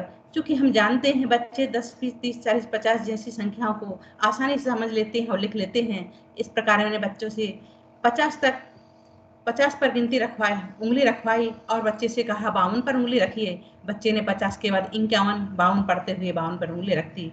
फिर मैंने 42 पर रखवाई और जैसे ही मैंने बच्चे से कहा अब 32 पर उंगली रखिए तो बच्चे ने 30 पर और 30 के आगे गिनती पड़ी 31 और 32। बच्चा अपनी गलती को समझ चुका था और बच्चे ने मुस्कुराते हुए बड़ी तेज चाल से आया और अपनी कॉपी पर उसने स्वयं अपनी गलती सुधरवाई। इस क्रिया को करने में मुझे मुश्किल से 5 से 7 मिनट लगे हैं, लेकिन बच्चे ने स्वतः अपनी गलती सुधारी। करने को तो ये काम मैं भी कर सकती थी। मैं उसकी कॉपी पर 22 पर गोला लगाकर 32 लिख देती और 1 सेकंड का समय लगता, लेकिन ये सोचने की बात है क्या बच्चे की गलती सचमुच में सुधर जाती? बच्चा इस प्रकार की गलतियां करना बंद कर देता? नहीं ना। जब तक हम बच्चे को अपने काम को करने का भरपूर मौका नहीं देंगे, अनुमान लगाने का मौका नहीं देंगे, तब तक बच्चा इस तरह ही गलतियां करता रहेगा। दूसरा उदाहरण, एक बच्ची पुस्तकालय नहीं पढ़ पा रही थी। मैंने आ की मात्रा और लय पर उंगली रख ली। फिर बच्ची से उसको पढ़ने का कहा। बच्ची ने पुस्तक पढ़ा। फिर मैंने आ की मात्रा से उंगली उठाई। बच्ची ने पुस्तक और जैसे ही मैंने पूरी तरह उंगली हटाई, बच्ची ने बड़े आराम से पुस्तकालय पढ़ लिया। ऐसे और भी शब्द हैं जैसे उत्कृष्ट, कर्तव्यनिष्ठ। हो सकता है इस तरह के शब्दों को सभी बच्चे इस क्रिया से नहीं पढ़ पाए, लेकिन क्योंकि ये शब्द बच्चों को बोलने में व रोज सुनने में नहीं आते हैं, इसलिए कठिन लगते हैं। ऐसी स्थिति में हमें इन शब्दों को पहले मौखिक तौर पर कई बार बच्चों को बोलने के अवसर देना चाहिए। इसके बाद हमें बच्चों से शब्दों को पढ़ने की उम्मीद रखनी चाहिए। मैं बच्चों की पूरी बात को पूरी तरह से सुनती हूँ। एक बार मैंने गुणा के सवाल दिया, 22 गुणे 4। बच्चे लिख ही रहे थे, इतने में एक बच्चा फटाक से कहता मैडम जी 88 आएंगे। बल्कि मैं जानती थी, मुझे लगता था ये बच्चा नहीं कर पाएगा, इसने मौखिक रूप से कैसे करके बता दिया। मैंने बच्चे को बुलाया, मैंने पूछा कैसे किया आपने ये? तो बच्चे ने बड़े आराम से मौखिक बता दिया, मैडम जी देखो ना, 20 के 4 गुने 80 हुए और 2 के 4 गुने 8 और 80 और 88। चूंकि मैंने बहुत सी गतिविधियां करवाई थी और हम सब जानते हैं गुणा और भाग की संक्रियाएं कक्षा 3 से ही शुरू होती हैं, अतः ये मेरी उस समय गुणा की शुरुआत ही चल रही थी। मैं इतनी डीपली नहीं गई थी, लेकिन उस बच्चे ने गतिविधियों से उन चीज को समझा और इस प्रश्न को फटाक से करके बता दिया। मैं किसी भी कठिन शब्दों या मुहावरे के सीधे सीधे अर्थ नहीं बताती हूँ, बल्कि उसे वाक्यों को प्रयोग करके बच्चों से स्वयं उनके अर्थ निकलवाती हूँ। जैसे हैरान हो जाना, मैंने बच्ची से कहा, उसमें आया था तो मैंने बच्ची से कहा कैसे, आप बताइए कभी आपने सुना है? बच्ची बोली, थोड़ा सा चुप रहे। मैंने पहुंचा, मैं भी आप लोगों से बहुत हैरान हो जाती हूँ। एकदम बच्चे बोले, हाँ हाँ मैडम जी, मेरी माँ भी कहती है जिस तरह हम लोग उधम करते हैं ना, हैरान हो जाती। दूसरे बच्चे बोले परेशान हो जाना। बच्चे इस प्रकार हम बच्चों से खुद ही उसका अर्थ समझ निकलवा लेते हैं। मैं बच्चों को पाठ पढ़ाती हूँ तो अभ्यास कार्य भी बच्चों से ही करने को देती हूँ, क्योंकि मुझे लगता है अगर मैंने पाठ को ठीक से पढ़ाया है, समझाया है, तो अभ्यास कार्य बच्चों को स्वयं से कर लेना चाहिए और बच्चे करते भी हैं। हालांकि जिन प्रश्नों के उत्तर ज्यादातर बच्चे नहीं कर पाते हैं, उन्हें दिक्कत आती है, तो मैं उन पर सामूहिक तौर पर चर्चा करके उसे ब्लैक बोर्ड पर भी हल करवाती हूँ। हमें बच्चे को इस सोच से अलग करना है कि हर प्रश्न का जवाब केवल एक ही होता है, वह जवाब केवल शिक्षक के पास ही होता है। बच्चों को हर विषय में सोचने का हमें भरपूर मौका देना चाहिए, जिससे बच्चे उत्तर के सही या गलत होने के बारे में कुछ अनुमान लगा सकें और शंका आने पर वे कुछ हद तक अपने स्तर पर ही उस शंका का समाधान कर सकें, उस गलती का सुधार कर सकें, ताकि बच्चे सिर्फ फार्मूले पर ही फंस कर न रह जाएं, बल्कि जो सवाल वो हल कर पा रहे हैं उसे हर तरह से समझने की कोशिश करें। जैसे कि मैंने एक बार बच्चे को बताया कि 24 लड्डुओं को अगर हमें 6 बच्चों को बराबर बांटना है तो आप बताइए एक बच्चे को कितने लड्डू मिलेंगे। बच्चों ने जवाब दिया 4। फिर इसी प्रश्न को मैंने दूसरे प्रकार से पूछा, 24 लड्डुओं को हम कितने बच्चों में बांटें कि प्रत्येक बच्चे को 4 लड्डू मिले। बच्चे ने बताया 6 बच्चों को बांटेंगे मैडम जी। और फिर मैंने बोला कि अगर हमें 6 लड्डू 4 बच्चों को बांटना है तो हमें कितने लड्डुओं की आवश्यकता होगी। संख्या वही थी, सवाल पूछने का तरीका अलग अलग था। चूंकि बच्चे भाज्य भाजक और भागफल को और इनके बीच के संबंधों को अच्छे से समझ चुके थे, इसलिए वो इन सब का जवाब देने लगे थे। मेरे इन प्रयासों से बच्चों में बदलाव आया। अब तक बच्चों की उपस्थिति भी 70 से 75% तक हो चुकी थी। बच्चे भयमुक्त वातावरण में पढ़ने का प्रयास करने लगे थे। बच्चों में आत्मविश्वास जागृत हो चुका था और बच्चे स्वयं से सोचकर दिमाग लगाकर संख्या पहचानने लगे थे। बच्चे पुस्तकालय जैसे और भी बड़े बड़े शब्दों को जो तोड़कर और जोड़कर पढ़ने लगे थे।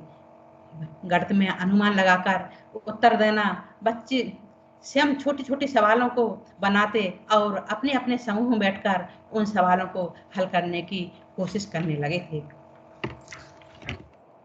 अभिभावकों में बदलाव आया है। शिखा के पेरेंट्स ने घर पर अखबार लगाया और वो कहते हैं अखबार आते ही मैं शिखा को पढ़ने के लिए बैठाता हूँ और धीरे धीरे पढ़ते हुए शिखा ने अब धारा प्रवाह में पढ़ना सीख लिया है। रुचि की मम्मी ने मुझसे खुद कहा कि वो रोज रुचि से पूछते हैं कि मैडम जी ने आज क्या पढ़ाया और होमवर्क में क्या दिया। अमृता की मम्मी से भी मेरी लगातार बातचीत होती रहती है। वो बोली कि अब अमृता घर पर रोज किताबें खोलकर पढ़ने लगी है और स्वयं से होमवर्क करने बैठ जाती है। खेमा के पिता ने भी बताया उन्हें अब बहुत अच्छा लग रहा है क्योंकि उनकी बच्ची काफी अच्छा सीख रही है। इन सब प्रयासों करते करते मैंने भी कुछ सीखा है। मैंने सीखा कभी कभी बच्चों के माता पिता का रूप हमें परेशान करने वाला हो जाता है और कभी कभी सकारात्मक होता है। किसी भी समस्या को कोई भी एक हल नहीं होता। समस्या के समाधान के लिए हमें समस्या के विभिन्न पहलुओं से देखने की जरूरत होती है। कभी कभी सिर्फ थोड़ा वक्त देने पर भी समस्या का समाधान हो जाता है और कभी कभी बहुत लंबा समय लग जाता है। लगातार सोच विचार करने की प्रक्रिया कभी कभी बहुत परेशान करने वाली होती है और कभी कभी बेहद खुश कर देने वाली होती है। मेरी प्रक्रिया का अगला कदम बच्चों को उनकी किताब की पसंद के अनुसार किताबें पढ़ने को देना, बच्चों को से कहानियां बनवाना और किताबें बनाने को कहना और अभिभावकों से निरंतर संवाद जारी रखना। बच्चों को रुचिपूर्ण, भयमुक्त तथा आनंदमय सीखने का माहौल देना। मेरे गतिविधियों की कुछ झलकियां हैं। इसमें बच्चे कंचों से 20 कंचों को 5 बराबर भागों में बांट रहे हैं और ये जो अगला चित्र है इसमें बच्चे तीली बंडल की सहायता से संख्या बना रहे हैं और मुझे लगता है इसी प्रकार उस बच्चे ने 20 के वो संख्या को 22 को अलग करके और 20 के और 2 के 4 गुने बनाकर गणित का गुणा का सवाल किया होगा। अगली चित्र में बच्चे डिवीजन ट्री से भाग सीख रहे हैं। इसमें आप देख पा रहे हैं कि बच्चों ने सवाल की पट्टियां बनाई हैं और एक बच्चों के नाम लिखकर उसका आंसर लिख रही है और फिर वो आकर मुझे बताती हैं कि मैडम जी हम लोगों ने इस प्रकार किया है। इस प्रकार मैं बहुत सी गतिविधियां करके बच्चों को सिखाने की कोशिश करती हूँ। धन्यवाद। Thank you Savita ma'am. आपने बहुत अच्छे तरीके से बच्चों के साथ कैसे काम किया जा सकता है और किस तरह से आपने स्कूल में अच्छा एक वातावरण दिया है बच्चों को, जिससे वो इस तरह की गतिविधियां कर पाए हैं, इसको हम लोग के सामने रखा। अब मैं शिक्षक साथियों से निवेदन करूंगी कि अगर कोई भी 2 सवाल कर सकते हो तो वो पूछें। कोई भी शिक्षक साथी अपना माइक अनम्यूट करके अपने सवाल रख सकते हैं सविता मैम के।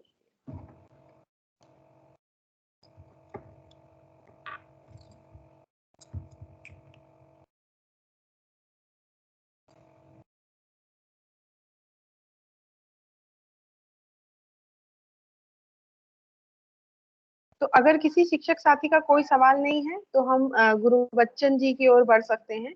तो गुरुबच्चन जी से हम एक बार फिर से रिक्वेस्ट करेंगे कि वो मार्गदर्शन करें हमारा कि किस तरह से इस कार्य को और अच्छे तरीके से किया जा सकता है।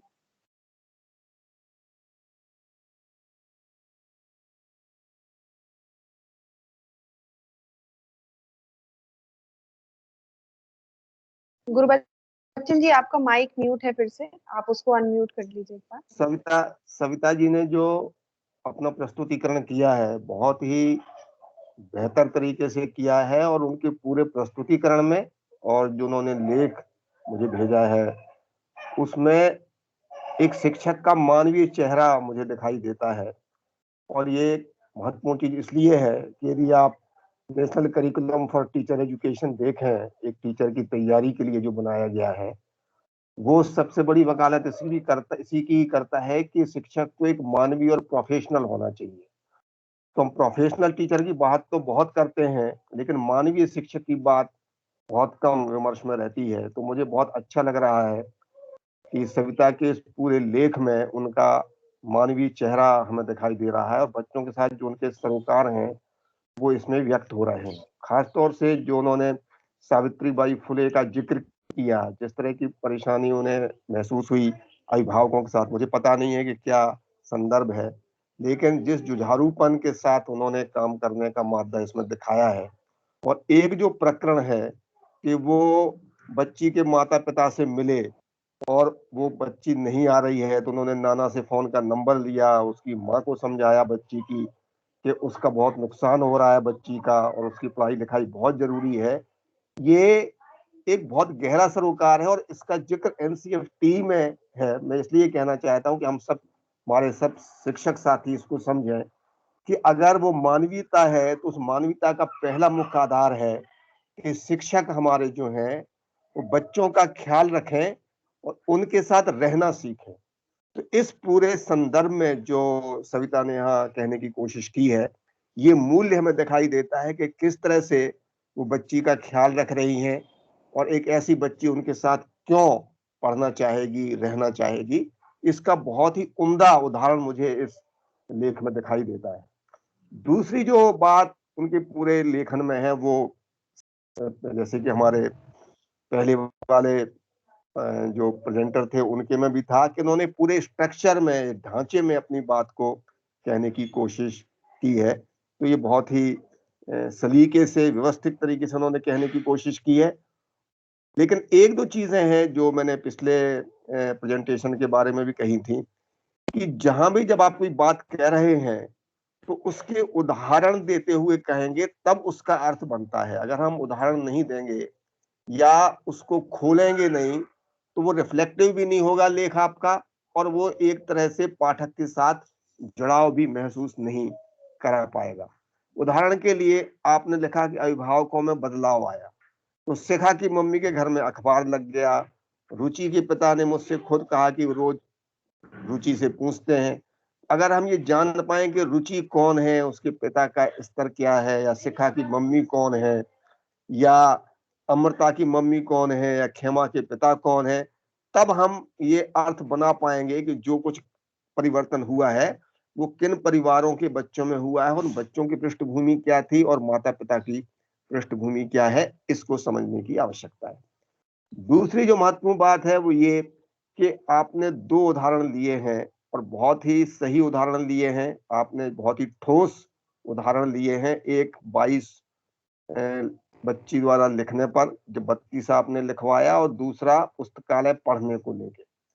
लेकिन और आपने अपने तरीके से जो प्रक्रिया अपनाई है वो बहुत आपको सटीक लगती है। लेकिन आपको भी इसको लेके अपने साथियों के बीच में और फाउंडेशन के साथियों के साथ भी चर्चा करने की आवश्यकता है कि क्या ये जो तरीके हैं वो उस भाषा के शिक्षण शास्त्र से सम्मत है, या हमें इसमें और परिमार्जन करने की आवश्यकता है। सिर्फ मैं ये बात आपसे कहना चाहता हूं कि आप इसको भी एक बार देखें कि जो हमारे पढ़ाने के तरीके हैं उन तरीकों में कहीं पारंपरिक आधार तो नहीं है, और जो हमारे प्रोग्रेसिव तौर तरीके हैं पढ़ाने के उनकी कहीं अनदेखी तो नहीं हो रही है। उस कसौटी पे आपको अपने उदाहरणों को देखना है। लेकिन नीचे जो आपने उदाहरण दिए हैं 25 भागे 5, 24 भागे सवाल इक्वल टू 3, सवाल भागे 4 बराबर 12, तो ये बहुत ही उम्दा उदाहरण आपने इसमें लिए हैं। नीचे जो भविष्य के लक्ष्य कदम है इनके भी आपको उदाहरण देना है कि कौन सी किताबें पढ़ने को दी गई उनके नाम लिखें, बच्चों द्वारा कौन सी किताबें बनाई गई उनके नाम लिखें, अभिभावकों से किस तरह का संवाद हुआ इसके बारे में बताएं, और बच्चों के लिए भयमुक्त, रुचिकर, आनंददायी वातावरण बनाने के लिए आपने क्या क्या और किया उसके बारे में बताएं। तो ये एक बहुत अच्छा आपका लेख बन सकता है। शुक्रिया सविता जी, और बहुत बहुत धन्यवाद आपको। थैंक यू सर, आपने बहुत ही अच्छा मार्गदर्शन किया सविता जी का। और हम आगे बढ़ते हैं क्योंकि समय की थोड़ी कमी है। तो नीरज सर से रिक्वेस्ट करूंगी कि मैं अब उनकी पीपीटी शेयर करना चाहती हूँ। तो नीरज सर जो हैं वो हमारे शासकीय प्राथमिक शाला मुकारमपुर खुरई से हैं। इनका शिक्षक बनने से पहले ही फोटोग्राफी और वीडियोग्राफी का शौक रहा है। ये मोबाइल पर वीडियो शूट और एडिट भी कर लेते हैं। शासकीय प्राथमिक शाला मुकारमपुर में एक शिक्षक के रूप में जब इन्होंने मोबाइल के वीडियो क्लिप्स के प्रति बच्चों के अंदर आकर्षण देखा तो इन्होंने बच्चों को भाषा और पर्यावरण अध्ययन जैसे विषयों में आगे ले जाने के लिए रोल प्ले को एक शैक्षणिक विधि के रूप में अपनाने के लिए तैयारी शुरू कर दी। बच्चों की क्षमता और संसाधनों के अनुसार इन्होंने अपने तरीकों में भी बदलाव किया। तो आज हम नाटकों या रोल प्ले से सीखने सिखाने के विषय पर इनके कार्यों और चिंतन के बारे में जानेंगे। नमस्कार सर, मैं नीरज वर्मा शासकीय प्राथमिक शाला मुकारमपुर में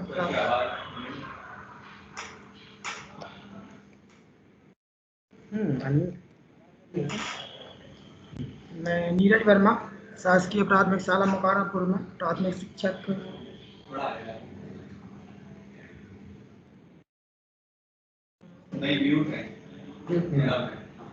मैं नीरज वर्मा शासकीय प्राथमिक शाला मुकारमपुर मैं प्राथमिक शिक्षक के पद पर हूँ और JSK ललिता शास्त्री विकासखंड खुरई जिला सागर। इच्छा है मेरी MA हिंदी और D.Ed। अनुभव 7 वर्ष का रहा है। अभी सरकारी स्कूल में 2 साल मैंने पहले भी प्राइवेट स्कूल में काम किया है। और रुचियों में फोटोग्राफी, वीडियोग्राफी करना है, यात्राएँ। क्योंकि वीडियोग्राफी फोटोग्राफी एक प्रोफेशनल तो नहीं रहा, बस ऐसे ही कुछ धीरे धीरे सीख गए।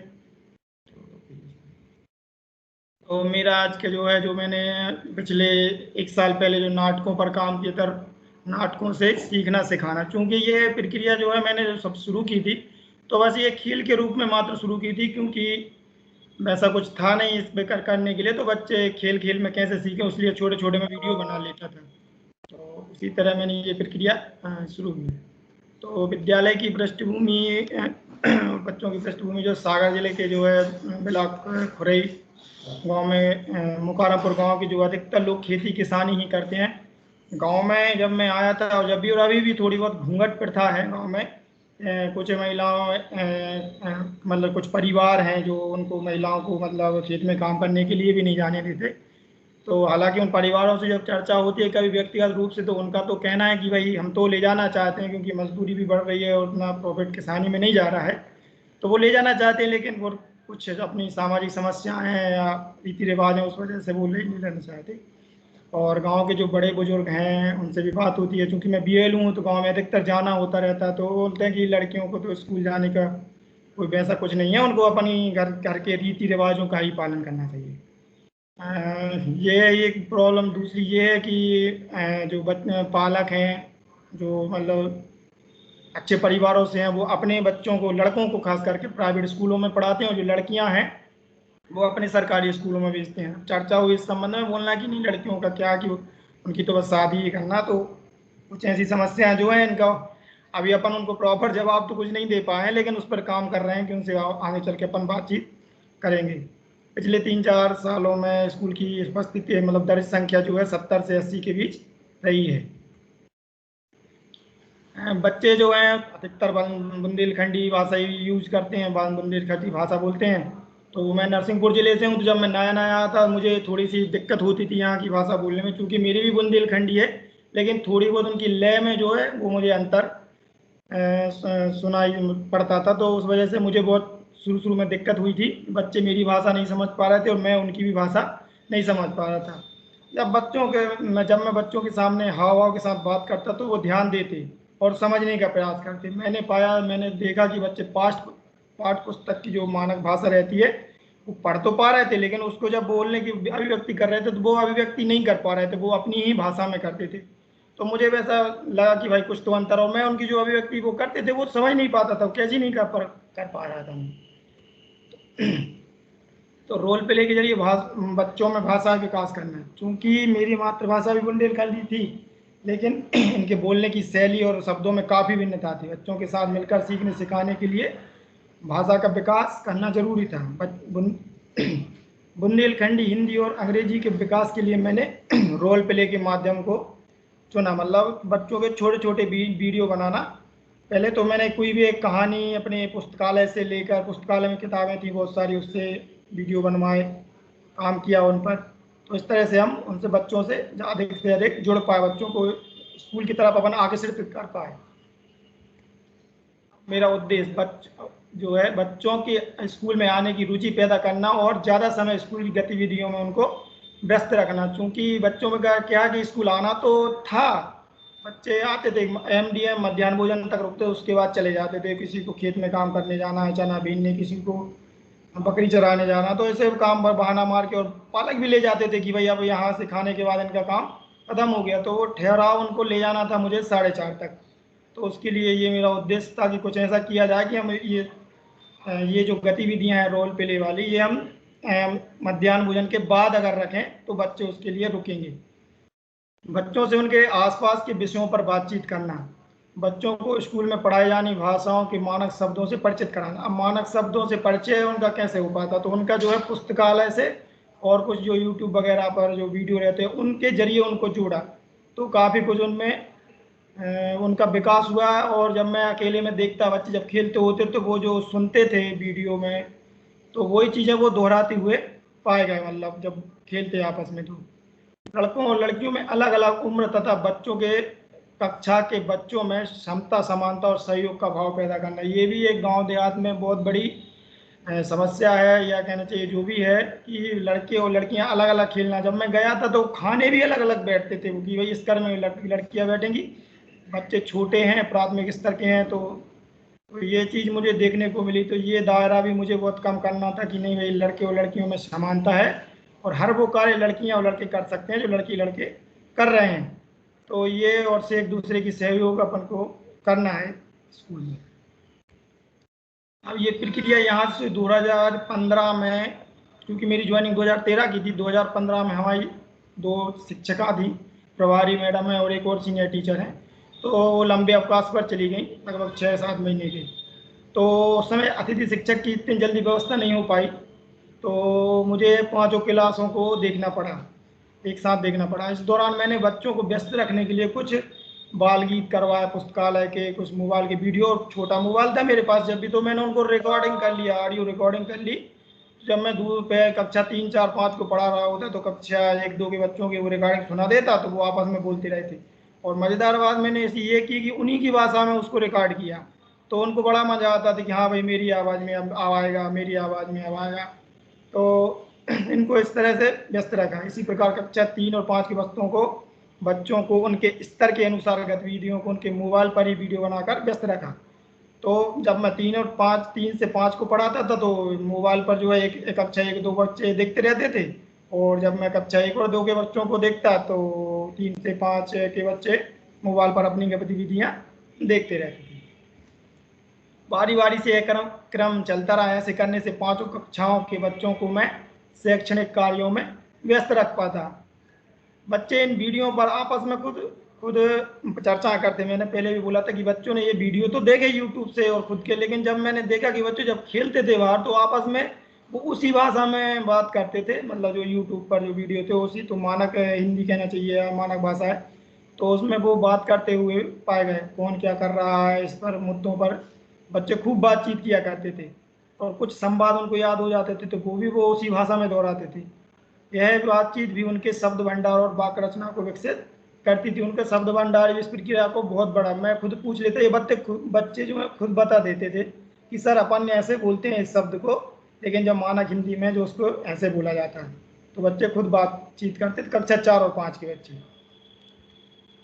नाटकों के रोल प्ले की शुरुआत तो सर ऐसे हुई कि हमने कुछ करना था, कुछ वीडियो बनाने थे, काम करना था। ये हमने कभी नहीं सोचा था कि इतने आगे तक ले जाएंगे और हमारा पर्चा भी बनेगा। तो हमने शुरुआत करी थी अंधेर नगरी चौपट राजा से। क्योंकि ये नाटक इसलिए हमने चुना था कि ये बच्चों ने बहुत पहले भी और यूट्यूब पे देख रखा था।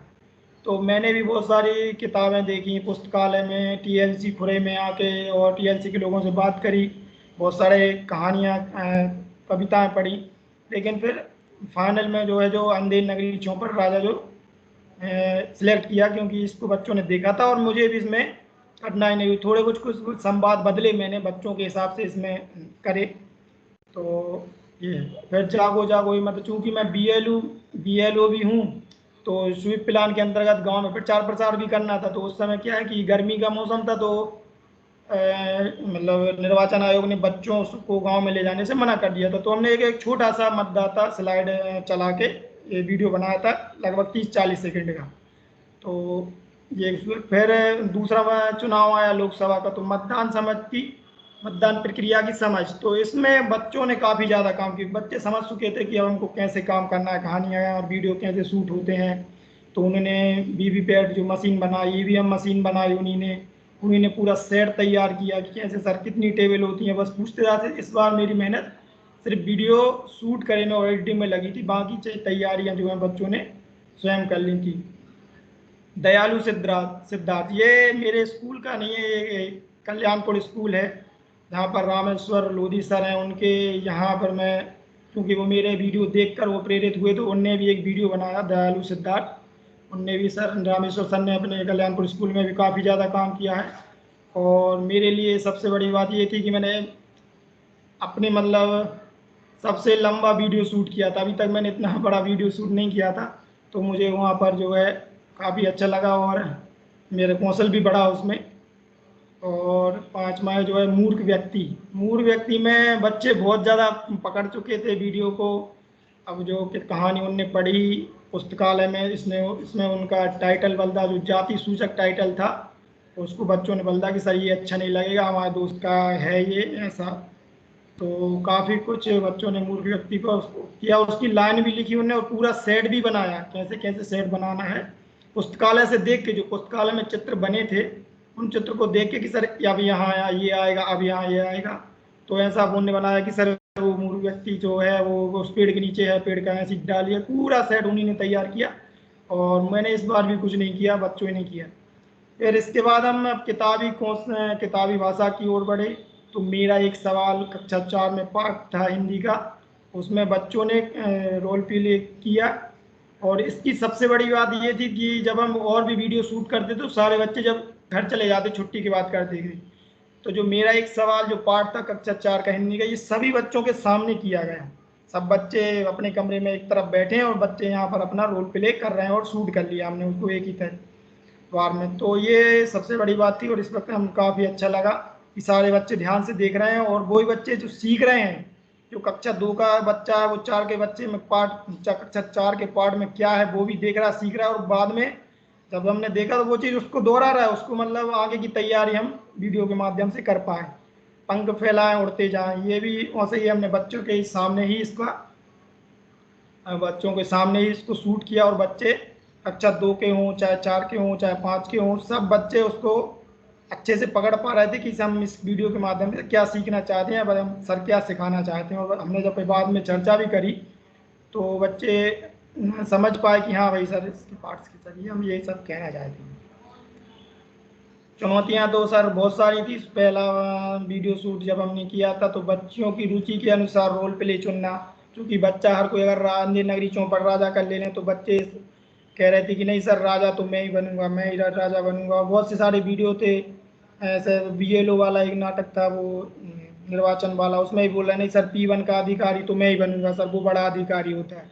तो काफ़ी कुछ समस्याएं आई, लेकिन बच्चों को समझाया कि भाई ये कला है और जिसके अंदर अच्छी कला है उसको हम उस हिसाब से रोल देंगे। बच्चों के स्तर के अनुसार रोल प्ले के संवाद और घटनाओं को बदलना, ये भी सर एक बार रहती है कि कक्षा अगर क्योंकि हमने हर क्लास के बच्चे लिए, कक्षा 2 का भी बच्चा आपको वीडियो में मिलेगा, तो उनके अनुसार रोल मतलब तैयार करना, उनके जो संवाद हैं उनको भी अपन को तैयार करना। सभी तरह के बच्चों को रोल प्ले में शामिल करना। पूरे कक्षा 1 से 5 के बच्चों को हम शामिल करते हैं, और कुछ रोल नहीं है बच्चे का तो कक्षा 1 और 2 के बच्चे बाहर आपस में मतलब बाजू में एक दूसरे के खड़े रहेंगे। अंजनी नगरी चौपड़ राजा उनको हमने द्वारपाल बना दिया था, तो वो खड़े थे, तो कहीं ना कहीं वो शामिल हो पाए और उनको जिज्ञासा जागी कि अगली बार हमारे नंबर भी ऐसा आएगा जब हम कुछ बोल पाएंगे, कुछ सीख पाएंगे, बोल कर पाएंगे।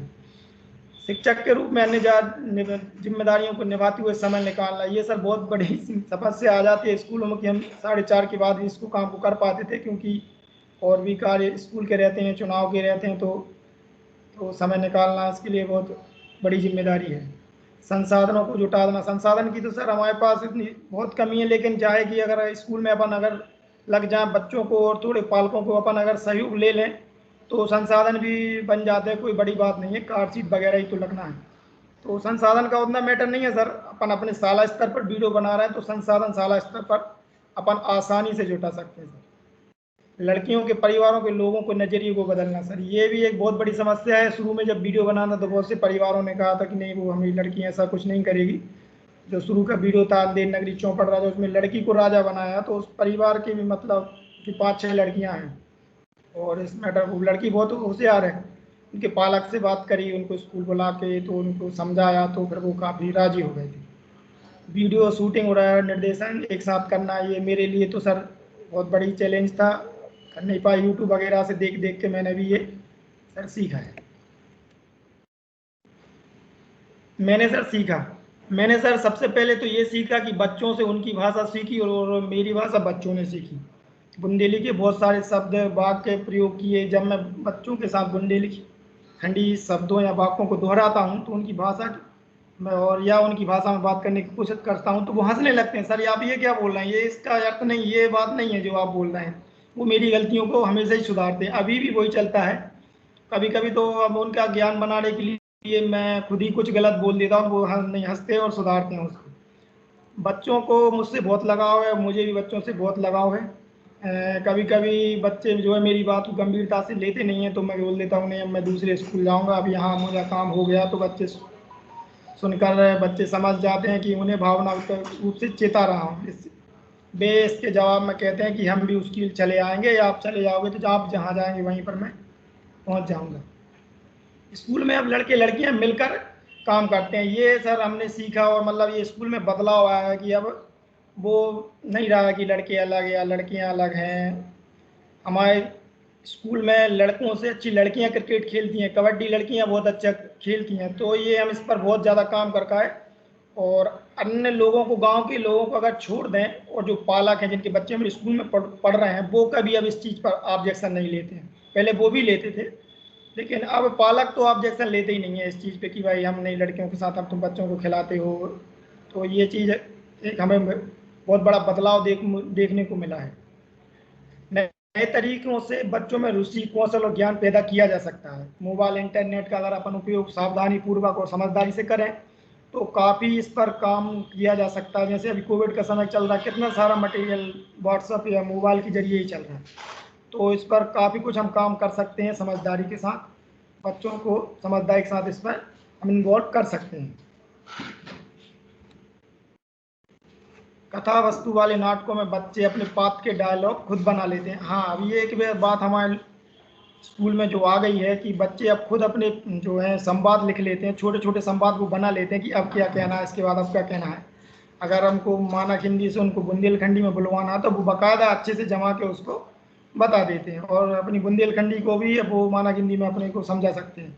घटना स्थल, कहाँ पर वीडियो शूट करेंगे, सामग्री क्या क्या लगेगी, कैसा उसका निर्माण करना है, क्या क्या अपन को कच्ची सामग्री लगेगी उसके लिए, तो सब बच्चे को प्रॉपर लिस्ट बना के अपन को बता देते हैं कि सर ऐसा ऐसा इसको करेंगे। पाठ्य पुस्तकों की विषय वस्तु को नाटकों के माध्यम से समझाने और बच्चों को अभिव्यक्त करने के लिए अधिक मौके देने की ज़रूरत है सर।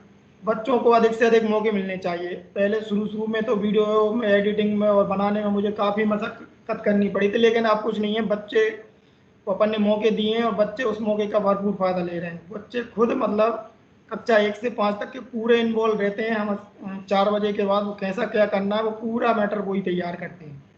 तो अगर बच्चों को अगर मौका मिले सही तरीके से अगर निर्देशन करें, उनको अच्छा इन्वॉल्व करें, तो बच्चे खुद मतलब पूरा आपको वीडियो और तैयार करके देंगे। पूरा उसकी पाठ की विषय वस्तु बताएंगे, शब्दार्थ तक बताएंगे वो आपको, सर यहाँ ऐसा करना है, ये बोलना है। प्रक्रिया का अगला कदम, प्रक्रिया का अगला कदम ये है सर कि हम गणित, हिंदी और अंग्रेजी के प्रत्येक पाठ का कुछ ना कुछ वीडियो या मटेरियल तैयार बच्चों के साथ करना चाहते हो, चाहे वो नाटक हो या कुछ कहानी हो। तो इस तरीके से हम प्रत्येक विषय पर काम करना चाहते हैं, प्रत्येक विषय के प्रत्येक पाठ पर काम करना चाहते हैं। इसके लिए बच्चों को पात्रों वाले और बिना पात्रों वाले पाठों के संवाद बनाने के लिए मौके मैं खुद देना चाहता हूँ। बच्चे को पाठ पढ़ाकर वो खुद उसके संवाद तैयार करें, उसकी पटकथा वो खुद लिखें। इस तरीके से ये प्रक्रिया को आगे बढ़ाना चाहते हैं। बच्चे ही नाटकों के शीर्षक तय करने, उनके संवादों को बदलने, इनकी घटनाओं को बदल कर इनमें रोचकता लाने के भी मौके बच्चों को देने पर विचार है। बच्चे खुद तय करें कि हमको अब अगली बाल सभा में प्रत्येक शनिवार को क्या काम करना है। कुछ बच्चों की कलाकृतियाँ, हाँ हमारे स्कूल के बच्चे जो हैं बहुत अच्छा पेंटिंग बना लेते हैं, बहुत कई पत्रिकाओं में प्रकाशित भी हो चुकी हैं, बहुत अच्छी पेंटिंग बनाते हैं। तो उनका उपयोग, जो उन बच्चों को उपयोग जो सेट बनाते हैं पीछे कार्ड शीट से या कुछ सामग्री बनाना होता है थर्माकोल शीट से, तो उन बच्चों के हम उपयोग ज़्यादा करते हैं। जागरूकता के संदेश और मज़े दोनों को ध्यान में रखकर हम नाटकों को आगे तैयार करने की हमारी योजना है कि जागरूकता भी फैले और बच्चों को मजा भी आए और वो विषय वस्तु से, पाठ से अपने जुड़ा भी रहे। तो सर यही था, कुछ झलकियाँ हैं। ये अंधेर नगरी चौपड़ राजा था, इसमें जो हमने लड़के को मतलब लड़की को राजा बनाया था, ये वही बच्चे हैं जिसके मतलब पालक बहुत ज़्यादा पहले लड़कियों के प्रति वैसे उदासीन स्वभाव था उनका। तो ये मशीन चुनाव वाला वीडियो है, जागो जागो ये मतदाता वाला। इसमें बच्चों ने खुद ये मशीन बनाई थी। ये मूर्ख व्यक्ति वाला वीडियो इन बच्चों ने खुद इस तलवार, खुद ही अपने चेहरों पर ये अक्षत वाला जो है स्वरूप लिया था। और ये मेरा एक सवाल जो है, इसमें किसान हैं, सैनिक हैं, मजदूर हैं, और इसमें आजू बाजू जहाँ बाल सभा लगती है अमरीका कमरे में, वहीं पर बच्चे भी बैठे हैं दोनों तरफ, और बच्चे ये अपने बीच में अपना रोल प्ले कर रहे हैं। अंधेर नगरी चौपड़ राजा का सेट था, इतने बच्चों ने इसमें काम किया था। ठीक है सर, धन्यवाद। और आपके कुछ सुझाव सर और कुछ प्रश्न हो तो सादर आमंत्रित है sir. Thank you so much sir. आपने अपनी बातों से और जो भी आपने कक्षा में किए गए अनुभवों से हम लोगों को अवगत कराया। तो अब मैं शिक्षक साथियों से फिर से रिक्वेस्ट करूंगी कि अगर उनके कुछ प्रश्न हो तो जरूर रखें।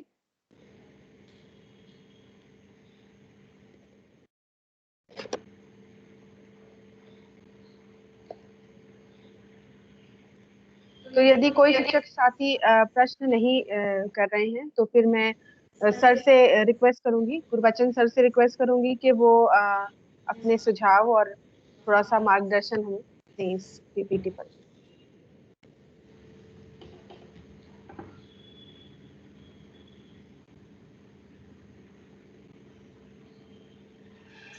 नीरज, आपने बहुत ही बेहतर तरीके से अपनी बात को रखा है और आपने विषय बहुत महत्वपूर्ण लिया है, नाटकों से सीखना।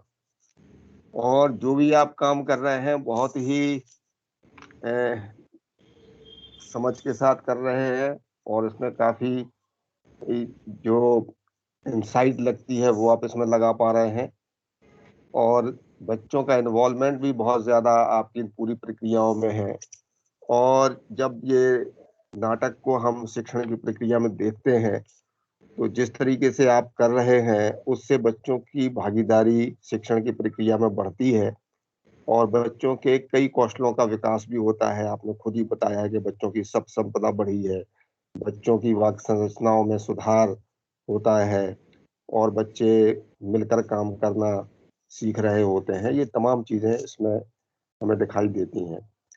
बस मैं एक चीज की तरफ थोड़ा इशारा आपको करना चाहता हूँ। आपको नहीं, यानी कि जो भी शिक्षक साथी थिएटर को शिक्षा के दायरों में देखते हैं उनके लिए ये एक बुनियादी सवाल है हमारा, एक कि आमतौर पर हम इस तरह की जो प्रक्रियाएं अपनाते हैं कि किसी भी कहानी को या कविता को या किसी नाटक को शिक्षा में बच्चों की मदद से उसको प्रस्तुतिकरण करना या कोई संदेश उसमें बुन के उसको लोगों के सामने, पाठकों के सामने या दर्शकों के सामने लाना। दरअसल क्या थिएटर इन एजुकेशन है? क्या वो नाटक के माध्यम से सीखने की प्रक्रिया का एक जैसे एपिस्टेमोलॉजिकल प्रोसेसेस है?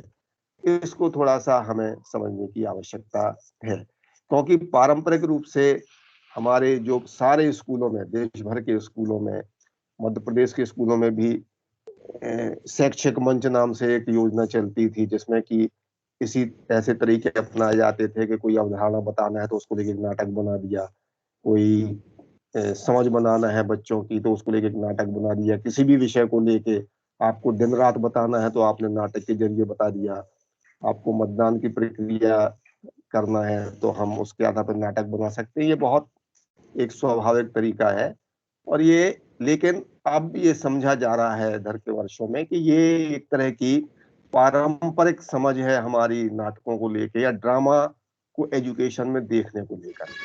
अब जो तो मैं सिर्फ यही कहना चाहूंगा नीरज से और सभी साथियों से कि हमें एक बहुत ही स्पष्ट समझ मिलकर बनाने की आवश्यकता है कि हम थिएटर को शिक्षा में कैसे देखते हैं। जैसा कि कृति ने पहले कहा भी था कि एक जो मननशील विमर्श है या जो एक चिंतनशील चर्चाएं हैं या समालोचनात्मक चर्चाएं हैं, क्या वो इसके माध्यम से बनती हैं या हम, हमारा ज्यादा जोर इस बात को लेकर होता है कि हम कुछ चीज को परफॉर्म कर रहे हो, उसमें वेशभूषा का इम्पोर्टेंस रहता है कि किस तरह की वेशभूषा होगी। अगर वो वेशभूषा भी है तो क्या उसमें किसी तरह के समालोचनात्मक विमर्श के अवसर बनते हैं, बच्चों के खुद ज्ञान को रचने के अवसर बनते हैं? ये ज्यादा इम्पोर्टेंट अवयव है हमारे थिएटर को देखने का। तो मैं आपको एक दो ऐसे उदाहरण दे सकता हूँ कि इस समझ को थोड़ा सा, और जो नीरज ने काम किया है बहुत अच्छा काम किया है, लेकिन इससे आगे उन्हें जाने की आवश्यकता है। दूसरा, इसकी सीमाएं भी देखने की आवश्यकता है कि जो वीडियो का इस्तेमाल करके बच्चे सीखते हैं, वीडियो से सीखना और आपस में मिल बांट कर अंतःक्रिया करके शिक्षक के साथ बातचीत करके इस बच्चों के बीच में आपसी बातचीत के साथ वस्तुओं के साथ अंतःक्रिया करने की प्रक्रियाओं के द्वारा सीखने में कौन सी सार्थक और ज्यादा शिक्षा सम्मत विधियां और तौर तरीके हैं। वीडियो का इस्तेमाल निश्चित रूप से किया जाना चाहिए, लेकिन इस सजगता और संवेदना के साथ कि वो बच्चों के इन अवसरों को कम ना करें जहां ज्ञान को रचने की प्रक्रियाएं ज्यादा सार्थक तरीके से उन कामों को कर पाती हैं। इस पर ध्यान देने की आवश्यकता है। तो थिएटर इन एजुकेशन या नाटकों के माध्यम से सीखने का मतलब सिर्फ नाटक भर करना नहीं है, बल्कि इसमें और आगे जाकर देखने की आवश्यकता है। तो हम ये कह सकते हैं कि थिएटर इन एजुकेशन या नाटकों के माध्यम से सीखना वह प्रक्रिया है जिसके जरिए हम स्वयं को समझते हैं, दूसरे के व्यवहारों को समझते हैं, उनको समझने की कोशिश करते हैं। हम अपने स्कूल की, अपनी समाज की सामाजिक संरचनाओं को देखने की कोशिश करते हैं और आलोचक तरीके से उन चीजों को देखते हैं, उन पर सवाल उठाते हैं, उन पर विमर्श करते हैं। ये सारी चीजें हम नाटकों के माध्यम से करने के हमारे अवसर बहुत ज्यादा बढ़ जाते हैं उसमें ये इसलिए इस पूरी प्रक्रिया को जो देखा जाता है वो प्रकार से एक थॉट ट्रैकिंग की प्रक्रिया के तौर पे देखा जाता है। और थिएटर का अपना एक पूरा एक डिसिप्लिन है, एक पूरा ड्रामा का अपना एक डिसिप्लिन है, अनुशासन है, उनके दायरों में इसको देखने की आवश्यकता मुझे लगती है। तो मैं सिर्फ ये कहना चाहता हूँ कि अभी पिछले अंक में यानी कि 5वें अंक में हमने पाठशाला के इस पर एक लेख छापा है, भाषा की घंटी और थिएटर इन एजुकेशन। तो मैं अपने फाउंडेशन के साथियों से भी अनुरोध करूंगा और जो हमारे शिक्षक साथी हैं उनसे भी अनुरोध करूंगा कि इस लेख को जरूर पढ़ें। ईश्वर अभी चावला ने लिखा है और उन्होंने जो थिएटर की प्रक्रियाएं हमारे स्कूलों में, वो किसी खास स्कूल की बात नहीं है, देश के जो स्कूलों में जिस तरह से थिएटर को या रंगमंच को या नाटकों को देखा जाता है उस पर वो सवाल खड़ी करती हैं और वो तरीके साझा करती हैं जो उनके अपने अनुभव से निकल के आए हैं। और उन्होंने एक बहुत ही सुंदर कहानी है वल्ली कानन की, बस की सैर, उस कहानी को कैसे थिएटर के तौर पे इस्तेमाल किया। उसमें कुछ भी रंगमंचीय नहीं है, लेकिन उस कहानी को थिएटर के माध्यम से कैसे हम विचारों को सृजित करते हैं उसकी बात वो कह रही होती हैं। जैसे कि नीरज ने खुद जब अपनी बात वो कह रहे थे तो मैं उनकी कुछ बातों को यहाँ नोट रेखांकित करना चाहता हूँ। जैसे उन्होंने कहा कि ये कला है और जिसमें कला होगी उन बच्चों को इसमें शामिल किया जाएगा। तो ये एक तरह की मुश्किल खड़ी करती है बात शिक्षण की प्रक्रिया में कि हम कुछ चुने हुए बच्चों को लेकर कुछ नाटक करें या थिएटर करें और शेष बच्चे उसको देखें, और अगर उनके अवसर नहीं बनते हैं तो वो जैसे द्वारपाल के रूप में रहें या फिर दूसरे पात्रों के रूप में उसमें रहें। जबकि थिएटर में नीरज में ये काबिलियत है और उनमें इंसाइट है, वो ऐसे तरीके विकसित कर सकते हैं जिसमें सारे बच्चों की भागीदारी इस विमर्श में हो और वो अलग अलग चीजों के बारे में, अलग अलग अवसरों के बारे में जो बनते हैं उस पर वो बातचीत को सजग कर सके। तो जैसे मतलब भारतेंदु का नाटक है ये अंधेर नगरी चौपट राजा, तो भारतेंदु से ही बात शुरू हो सकती है कि ये हिंदी साहित्य में लिखा गया पहला नाटक है। तो अगर हम अंधेर नगरी नाटक को खेलने से पहले ये समझने की कोशिश बच्चों के साथ एक सवाल खड़ा करें कि क्या भारतेंदु हरिश्चंद्र को जानते हैं, उनका असली नाम क्या था। उनका नाम तो हरिश्चंद्र था, भारतेंदु तो उनकी एक प्रकार से उपाधि थी। वो कब पैदा हुए थे, वो 1850 में जन्म हुआ था उनका, 1850 कैसा समय था। तो ये सारा जो विमर्श है उसमें सारे बच्चे शामिल हो सकते हैं जिस लेखक ने अंधेर नगरी चौपट राजा, टके सिर भाजी टके सिर खाजा जैसा नाटक लिखा और हिंदी साहित्य को दिया है। पहला नाटक ये माना जाता है जो हिंदी में लिखा गया है। तो इस पर अगर सारे बच्चों की भागीदारी हो, उस पर बातचीत हो, तो वो दरअसल हमारे नाटक विधा का या नाटक को एक शिक्षा शास्त्रीय उपकरण के तौर पर देखने की दृष्टि हमको देता है। तो हम इसको ऐसे भी देख सकते हैं। और मैं नीरज की जो काबिलियत है या जो उनकी इंसाइट्स हैं वो जो इस पूरे लेख में मुझे दिखाई देती हैं, वो इसको और परिष्कृत करके और आगे ले जाकर नाटक को सही अर्थों में बच्चों के बीच में ले जा सकते हैं। तो समय चूंकि अब नहीं है, तो इस काम में अगर वो चाहेंगे तो हमारे फाउंडेशन में अभिषेक गोस्वामी हैं जो राजस्थान में हैं, जो थिएटर के व्यक्ति हैं, उनकी भी मदद वो ले सकते हैं, उनसे बातचीत कर सकते हैं और सागर और उसके आसपास इस विधा को एक अच्छे तरीके से एस्टेब्लिश वो कर सकते हैं। शुक्रिया। थैंक यू सर, आपने बहुत अच्छा मार्गदर्शन किया हमारे सभी साथियों का।